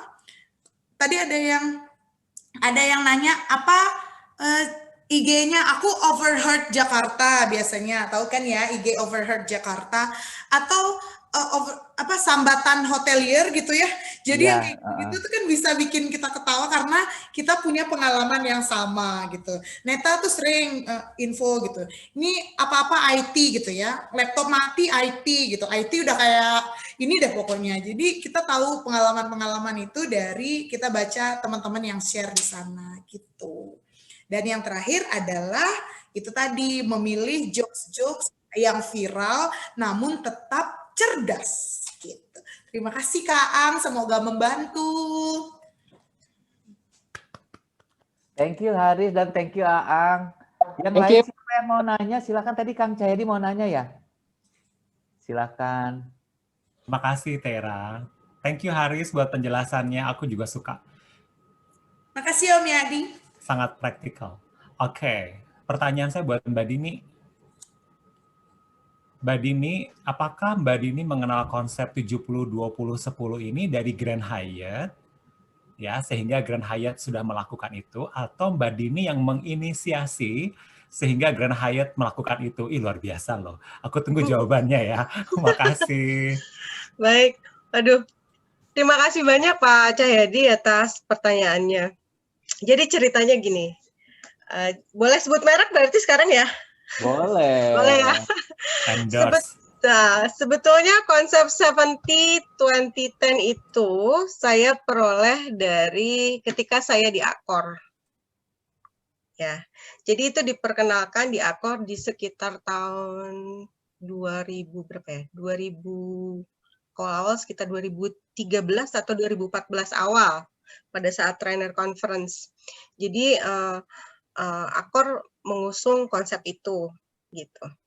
Nah, sayangnya ketika saya bertugas di salah satu hotelnya Accor itu, memang saya maksudnya di situ tuh memang GM itu nggak memperkenankan untuk membentuk komunitas departmental trainer. Jadi istilahnya ilmu itu tuh saya pelajari, saya terapkan, terus jadinya saya kembangkan aja awang gitu ya. Nah, kemudian ketika saya lepas dari, salah satu yang tadi guru yang menginspirasi saya sudah almarhum, yang tadi selalu bilang gini, knowledge is a power, itu almarhum Pak Imade Yastika. Nah, kebetulan ketika saya keluar dari Accor, terus saya bergabung dengan yang lain gitu ya, dengan operator hotel yang lain. Nah, saya gabungkan tuh, mereka punya konsep, terus dengan konsep 70-20-10 yang saya ketahui itu saya gabungkan. Dan ternyata it works. It works dalam artian kebetulan mereka punya departmental trainer, jadi kegiatan training di dalam hotel itu malah jadi hidup. Bahkan ketika kita buat tolok ukurnya apa ya, baik tolok ukurnya kita coba buat dari segi kuantitatif, ini apa, training hours. Hanya untuk melihat kegiatan training itu berjalan atau enggak gitu. Dan itu berhasil gitu. Dan itu memotivasi yang tadinya kegiatan training itu sepertinya hal yang ya udahlah biarin aja gitu. Ada syukur, nggak ada juga nggak apa-apa. Tapi karena saya menerapkan yang tadi, yang sempat belum ilmunya sudah saya punya tapi belum saya praktekkan, jadi saya coba-coba gitu Pak Yadi. Jadi kayak bereksperimen gitu. Oh, coba saya terapkan ini ya, gitu. 70-20-10. Oh, saya harus approach sama mereka. Oh, saya harus acknowledge mereka. Oh, saya harus memang betul-betul melibatkan mereka lebih. Dan ternyata mereka termotivasi sehingga ya alhamdulillah si hotel tempat saya bekerja juga mengapresiasi apa yang saya lakukan gitu. Sampai akhirnya yang terakhir di Bali itu sampai saya resign aja nggak boleh sebetulnya saat itu, tapi karena saya harus balik ke Bogor, ya akhirnya diperbolehkan. Nah, jadi terus itu saya kembangin, saya coba tadi bereksperimen, kalau di sini kurang, maksudnya sudah saya lakukan, kurang baik nih, coba lagi yang ini, terus saya ngambil-ngambil apa yang saya terima dari Pak Cahyadi tentang speak, kayak gitu ya. Udah lama banget saya mau dong diajarin lagi, soalnya lama banget itu. Yang baru saya mau belajar lagi Pak Cahyadi. Terus dari Pak Teddy saya dapat Zene kayak gitu ya. Saya masukkan ke situ, terus saya bereksperimen, dan itu saya terapkan sekarang di Grand Hyatt Jakarta pun alhamdulillah itu bisa mengangkat kegiatan learning. Bahkan komunitas trainernya itu jadi hidup. Begitu. Jadi bukan dari Grand Hyatt, jujur saya mulai dari Accor Pak.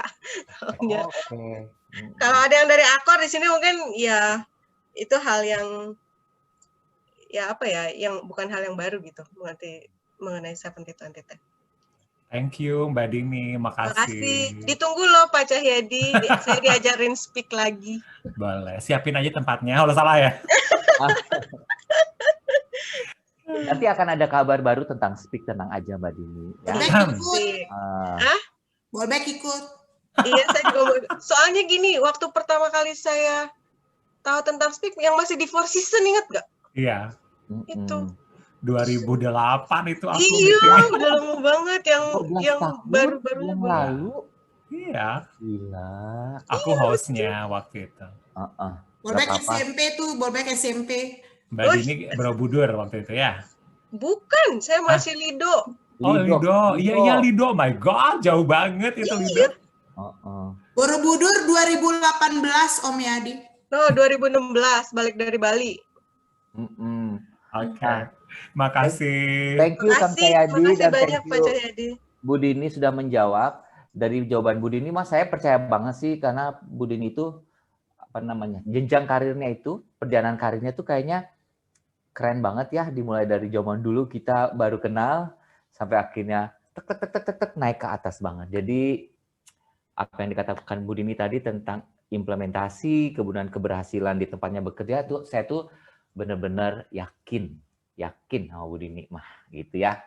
Nah, teman-teman, jadi 2 orang sudah bertanya dan sudah dijawab masing-masing oleh Mbak Haris dan Mbak Dini. Sekarang karena kita masih punya waktu sekitar 30 menit berdasarkan idenya Haris, tidak ada salahnya kayaknya teman-teman sekarang yang mau open mic dan ngasih verbal feedback untuk kedua penampil kita, dipersilahkan. Silahkan. Nanti saya akan tutup dengan verbal feedback yang saya summarize dari feedback teman-teman.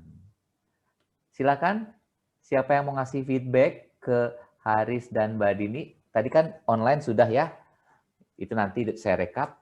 Tapi yang pengen menyampaikan secara lisan sekarang, karena masih ada waktu 30 menit. Boleh Ada loh. Mami Linda yang tumben kelihatan nih Om Tera, Lady MTI. Ya, Mami Linda, Budiana, Pak Andre, Ya, Aang juga Tante boleh ngomong Dian. lagi loh. Mbak Husna ada ternyata. Ibu Dian boleh, Mbak Mega, Mbak Tiara boleh ya, pihak luar juga boleh. Silakan. Yang mau kasih verbal feedback. Aku tunjuk aja kali ya. Gimana kalau aku tunjuk, Chris? Aku tunjuk ya? Boleh ya? Boleh. Kalau gitu, kita kasih kehormatan buat yang tadi datangnya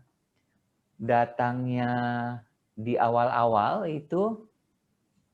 Datang di awal-awal itu Kang Yadi tadi ya? Kang Yadi ya, yang di awal dulu. Kang Yadi dulu, silakan. Karena datang di awal. Aku udah nanya tadi, udah yang lain aja nggak apa-apa. Oh gitu, berarti yang datang di tengah. Boleh. Yang datang di tengah. Ya. Bu Dami, silakan Bu Dami. Silakan Bu Dami. Bu Dami datang di tengah, datang di ujung. Ada-ada aja kita istilahnya. Silakan Bu Dami. Kok malah ada telepon? Gimana sih? Ntar gue freeze loh. Selamat pagi admission. Oke, Bu Dami silakan mau kasih feedback secara verbal kepada Mbak Haris dan kepada Bu Dini, silakan. Kalau menurut aku, dua-duanya keren banget.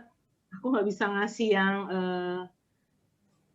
yang mesti ditambahin dari mereka berdua, karena secara pengalaman mereka hebat-hebat ya, dua-duanya Haris dengan Mbak Dini. Kalau secara untuk ditambahin atau feedback yang membangun, aku rasa favorit aku tuh Kang Cahyadi sama Kang Teddy yang bisa ya. Mbak Dini sama Haris udah keren banget. Aku sampai ternganga loh mereka berdua. Thank you ya buat mereka berdua. Yakin nggak ada? Nggak ada. Celah-celah, mencari celahnya gitu, tadi nggak dapet? Yakin? Dari Kang Cahyadi itu lebih powerful. Enggak dong, Bu Dami juga sama kali. Siapa tahu Bu Dami itu masih merasa misalnya ya, materinya misalnya kurang panjang atau tadi ada yang kecepatan ngomongnya atau apa gitu, mungkin Bu Dami ngerasa apa? Kalau materi jujur masih kurang banyak, maksudnya Itu, waktunya terlalu pendek. Karena kan aku juga butuh ilmu dari mereka berdua. Kalau Haris kan emang seperti biasa, wah semangat, aku senang banget. Tapi terkadang, boleh dikit nggak ya? Kadang aku butuh Haris, lu jeda dikit apa sih? Gitu loh. Tuh kan keluar kan. Aku sampai pasang stopwatch tahu nggak? Terus di menit ke-28, titit, anjir 2 menit lagi. Gitu. Semangat terus gini. Aku selalu bilang gini, gila lu Haris tuh kagak ada jeda lu ngomong gitu. Bener. Aduh, maaf ya Tante Dami, makasih loh. Itu masukan tuh. Maksudnya semangat. Aku tuh juga, maksudnya kayak apa, Haris keren banget sih semangat kayak gitu loh. Tapi, buset, itu kok nggak ada jedanya ngomong gitu loh. Apa faktor U ya? Aku kan ngomong harus ada jedanya dulu gitu. Untuk Bu Dini, tuh, keluarkan dikit-dikit kan feedbacknya kan. So, buat Bu Dini, kira-kira? Kalau Mbak Dini tuh ya sebenarnya udah bagus, dia kayak ibu guru banget. Seperti tadi yang Mas Ombot itu bilang, itu benar banget ya. Pokoknya udah rapi, strukturnya bagus banget, keren. Cuma kalau menurut aku, Mbak Dini tuh emang susah ya. Kalau di offline tuh kita emang seperti harus baca gitu. Gimana caranya, gitu loh. Jadi emang perpaduan antara Haris dengan Mbak Dini sih. Kalau Haris kan emang dia udah nggak perlu lihat skrip gitu ya, gitu. Kalau Mbak Dini kan emang karena teratur, jadi kayak aku melihatnya kayak Mbak Dini, ngelihat wah ada sesuatu di depannya gitu loh. Oh berarti kata-katanya. Kalau untuk Bu Dini, karena Bu Dini kan tadi teratur banget. Mungkin Bu Dami sebagai audiens tuh pengen lebih ada ininya, ada elemen of. Kayak emang ada interaksi, cuma kadang kayak Mbak Dini tuh kayak aku jadi kayak melihat kayak membaca gitu. Tapi kan sebenarnya emang kalau offline tuh kan emang ininya ya challenge-nya sih Mbak. Emang aku pun juga seperti itu, challenge berat banget kalau kita emang online kayak begini ya, ngajar online kayak gitu. Itu aja sih, semuanya keren. Terima kasih Bu Dami. Bu Dami ada pengaruh dari ini nggak? Kalau Bu Dini kan yang kelihatannya kepalanya besar. Iya. Kalau Haris tuh kan kelihatan semua, itu ada pengaruh dari situ nggak? Nah, aku tuh sebenarnya pengaruh. Aku tuh kadang Semuanya nanya besar gitu. Kak Cahyadi nih, lu tuh gimana sih kelihatan kurus? Aku tuh suka komen ke dia, gimana sih lu kurus? Dia tuh kayak fotoin aku loh, nih caranya tek. Iya emang bener, aku ya meja dinaikin, pakai meja, kelihatan jauh. Jadi kayak body language kita, gerakan kita kelihatan semua, jadi kayak kelihatan kita baca gitu ya. Aduh kok gue jadi so tau ya. Nggak apa-apa, kan dari sisi audiens Bu Dini dan Mbak Haris itu emang pengen dapet. Lihat dong tuh, saya dipakai tuh It's the breakfast of champion. Aku aja nyontek sama dia. Peralatan online-nya dia tuh contek, biar kelihatan langsing.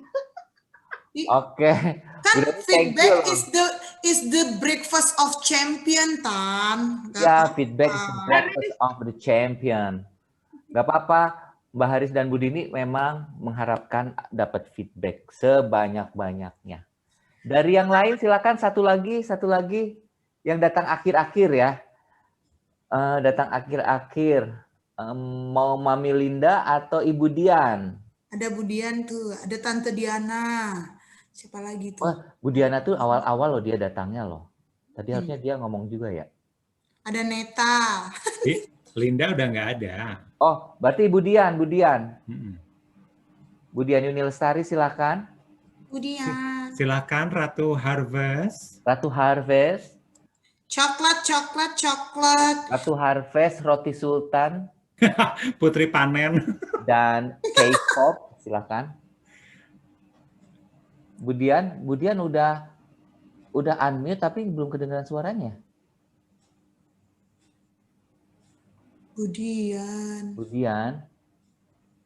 Kalau begitu mungkin ada Mbak Husna itu harusnya presentasi bukan? Jangan gitu. Di poster ada Husna loh. Ada emang ada. Ya udah ngomonglah sekarang Husna, ayo. Loh. Dia langsung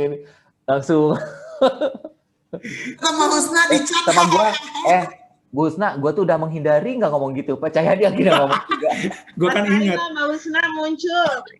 Gue kan inget poster visual, gue inget banget. Silakan Mbak Husna. Ayo dong, Mbak Husna ini salah satu idola Udah aku. sengaja sister datang belakangan, kena kan? Silakan Bu Husna. Ini baru hukuman pertama ya Bu Husna ya. Nanti ada hukuman kedua, 3, 4, dan 5. Silakan.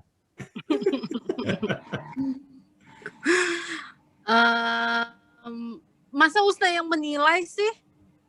Enggak, sebagai audiens. Sebagai audiens. Oke. Oh gitu, apa yang Husna rasakan gitu ya? Oke. Ya karena tadi miss dengan Bu Dini, jadi saya hanya akan menilai Haris ya. Haris sih udah ya seperti biasalah, semangatnya selalu ada gitu. Cuman yang kadang-kadang suka muncul kata-kata yakannya itu. Ya kan. Nah itu tuh masih mungkin 2-3 kali masih oke ya sepanjang 30 menit, tapi dia tadi sempat saya hitung karena ini sekalian belajar juga sih untuk Januari nih. Tadi sempat ngitungin, oh ya lumayan banyak juga sih kata-kata yakannya. Tapi overall sih Haris menarik pembahasan mengenai MC-nya itu, nambah ilmu juga sih. Itu aja. Lebih ke yakannya aja ya, yakan ya. Iya, yang agak mengganggu sih sebenarnya kalau saya sebagai audiens ya. Ya, aku boleh nanya dikit nggak sih, Teddy? Dikit aja. Boleh. Kan tadi Mbak Husna bilang ya kan. Itu mungkin ininya Haris, mungkin ya. Filler word. Filler, apapun itu filler word atau kebiasaan Haris atau dalam kurungnya Haris siakan gitu. Tapi menurut Kak Cahyadi, apakah itu sebenarnya dibolehkan nggak sih di dalam dunia beginian gitu loh?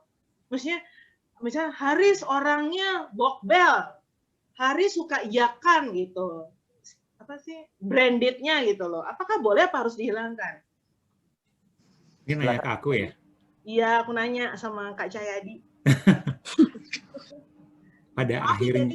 Pada akhirnya apa yang peserta rasakan, kita perlu pertimbangkan. Jadi kalau misalnya Mbak Husna bilang bahwa menurut dia, yakannya itu mengganggu, berarti ya Haris perlu mempertimbangkan untuk mengurangi. Karena bisa jadi, bukan bisa jadi, udah pasti banyak husna-husna yang lain. Tuh, banyak husna-husna yang lain. Jadi gitu ya Bu Dami ya. Thank you Kang Cahyadi. Dan thank you juga Mbak Husna. Dan untuk Bu Dini rasanya kita perlu dengerin Mbak Diana deh. Mbak Diana tuh dari awal loh tadi. Silakan Mbak Diana. Bu Diana ada kan? Ada TDI, Teira Duen Indonesia. Teresia Diana Irawan. Ih, dia tuh sama banget sama gue singkatannya loh. Jodoh cuy. Jodoh Cin. Bu Diana. Ayo. Budi atau tadi yang awal-awal. Intan tuh, ada loh Intan. Tapi Intan tuh nggak dari awal. Oh iya, baiklah. Kalau gitu aku bisa kasih feedback. Silakan Kang Yadi. Buat Mbak Dini, aku mau yang diperbaikin buat berikutnya adalah technical. Jadi kayak pencahayaan wajah, posisi kamera, kemudian Mbak Dami udah kasih, Mbak Dami kasih hints bahwa dia tuh belajar dari saya bagaimana cara menempatkan laptop dan sebagainya gitu ya. Kalau hari ini saya bukan pembicara, jadi saya biasa aja. Tapi kalau saya pembicara, maka laptopnya nggak begini, tapi agak tuh berubah gitu ya. Itu kayak Teddy tuh. Teira tuh keren banget kalau online. Nanti Mbak Dini bisa tanya ke Teira, itu gimana cara menempatkan kamera ya. Itu satu. Terus pencahayaan ya Mbak Dini. Karena Anda tuh cantik dan nikmat dipandang. Sayang loh ya. Kalau aku kan orang udah mual ya lihat muka saya. Kalau Anda tuh cantik, proporsional, warna jilbabnya pas, bibir merah gitu ya. Jadi mendingan dimaksimalin Mbak, pencahayaan, posisi kamera gitu. Itu dari aku ya. Untuk Haris, ya sama-sama. Untuk Haris, tadi ada satu bagian nih, Riz, kamu bilang gini, suara gitu ya, kamu nggak boleh capek istirahat, tapi menurut aku nih, suara kamu tuh serak loh hari ini. Oh gitu. Entah itu kamunya capek, kurang minum, atau kurang tidur semalam gitu. Jadi ini Haris benar-benar menampar aku nih, Riz, bahwa aku juga kadang-kadang suka lupa gitu bahwa kita tuh menjaga suara kita tuh salah satunya dengan istirahat. Jadi kamu bener banget, terima kasih udah mengingatkan ya. Tapi menurut saya juga, Om. Tapi menurut saya suara kamu agak serak di awal ya, di awal serak. Makasih. Makasih Om Yadi. Ya. Thank you feedbacknya. Kalau dari aku tambahan feedbacknya buat dua-duanya itu yang pasti kalau keren mah keren ya dua-duanya. Haris persiapannya. Dua-duanya tuh persiapannya keren banget, guys. Bu Dini juga sebenarnya udah persiapan mengenai teknis. Cuma ya ternyata pada saat persiapan tadi seadanya tuh cuma segini. Jadi tapi tetap masukan Pak Cahyadi itu perlu dipertimbangkan banget. Berarti harus diusahakan lagi Bu Dini punya pencahayaan yang lebih baik gitu. Ya, Haris juga keren banget. Nah, kalau dari saya itu tambahannya ya untuk yang bisa diimprove adalah cuma satu. Jadi ya Bu Dini kan smart gitu. Kayak Haris kan KPK. Ini sama persis dua-duanya nih. Tapi tadi itu waktu menyampaikannya itu masih bisa ditambah info bahwa misalnya Bu Dini bilang smart itu adalah singkatan gitu. Tadi Bu Dini nggak nyebut sama sekali bahwa smart itu adalah singkatan. Sama sekali nggak disebutin. Gitu. Sama Haris juga sama tuh waktu di MAWE 1H. Pas yang terakhirnya adalah tentang objektifnya. Padahal kan itu tentang why ya. Nah, nyebutin kata why-nya itu nggak ada tadi. Gitu. Jadi kalau itu singkatan, sebelum dijelasin kasih tahu dulu, dijelasin dulu bahwa ini adalah singkatan. Singkatannya apa dan sebagainya. Cuma itu doang yang tadi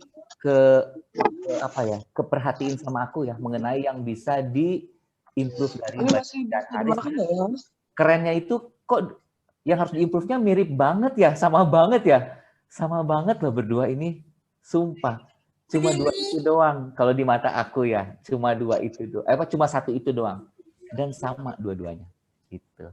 So guys, itulah penampilan Ibu Dini dan Mbak Haris. Thank you, makasih semua, makasih masukannya, terima kasih. Tante Diana nggak kedengeran suaranya Om katanya. Ya, Bu Diana itu sebenarnya tadi udah bicara, ternyata dia itu nggak kedengeran suaranya.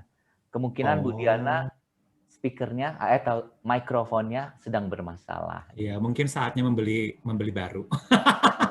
Bu Diana itu malahan laptopnya 2 dia kalau tampil. Tapi nggak pakai mikrofon. Loh gimana dong jadinya kan? Bu Diana mah dihabisin duitnya ke laptop sih. Laptopnya jadi 2. Maci Tante Diana, Maci Tante Dami, Mbak Irma. Foto dulu. Baik. Mbak Mega, ternyata ada Mbak Mega. Iya, ada Mbak Mega Novelina, The Global Traveler. The Global Traveler. Tiara dari LPSK, hai salam kenal. Dan Mbak Ayu. Ada Mbak Tiara dari LPSK, Lembaga Perlindungan Saksi dan Korban, juga sebagai orang kenal tadi dia datang. Dan Mbak Dina. Mbak Tiara. Mbak Dina baru datang, tapi thank you juga karena sudah datang ya. Pak Egis dan Neta. Pak Egis juga thank you semuanya, terutama kepada 2 pembicara kita hari ini. Aku mau menutup. Sebelum tutup, kita foto dulu ya, saya mau foto. Jadi ini ada 12 halaman ya teman-temannya, tolong lama ya. Jadi 12 halaman ini ya. Coba dibuka Pak Dani. Foto ininya videonya. Silakan dibuka Pak Dani. Penilaian tadi sudah Bu Husna. Silakan diisi di sini ya penilaiannya ya. Aku tulis di ini nih. Di chat. Coba sebentar aku nyalain lampu ya, aku lupa juga kayaknya nih, bentar. Ngadep ke jendela aja Mbak. Pak Andre izin off untuk ininya videonya. Wallback harus kesini juga nggak bisa buka video. Gue curiga sama Mbak Dina nggak buka video. Emang nggak pakai jilbab Mbak? Enggak, kayaknya dia lagi nggak menutup beberapa bagian tubuh, hanya dengan sehelai benang aja kayaknya. Oh my God. Ya Allah, Pak Egis langsung. Nyamber. Laki banget sih nyamber. Baiklah teman-teman, aku print screen ya. Foto. Aku foto dulu ya, 1, 2. Yang ada mukanya nggak apa-apa, kita berlima doang ya, dengan mukanya gitu. 1, 2, 3. Nah ada Pak Egis. Hai. Ayo Pak Egis berpose ya, 1, 2, 3. Oke. Masih ada 11 kali lagi. Oke, dah nanti aku mau kirim dulu nggak ke teman-teman nih? Kirim dong. Kirim dulu di chat ya. Di chat, aku kirim dulu di chat nih. Ih, cocok deh ngirimnya langsung di chat deh. Langsung gua kirim. Nih guys. Lagi tanggung ngapain, Pak Andre? Tanggung lagi panen. Siapa Pak Andre? Aja kali. Nah, udah aku kirim tuh di chat ya. Oke teman-teman, jadi itulah penampilan terakhir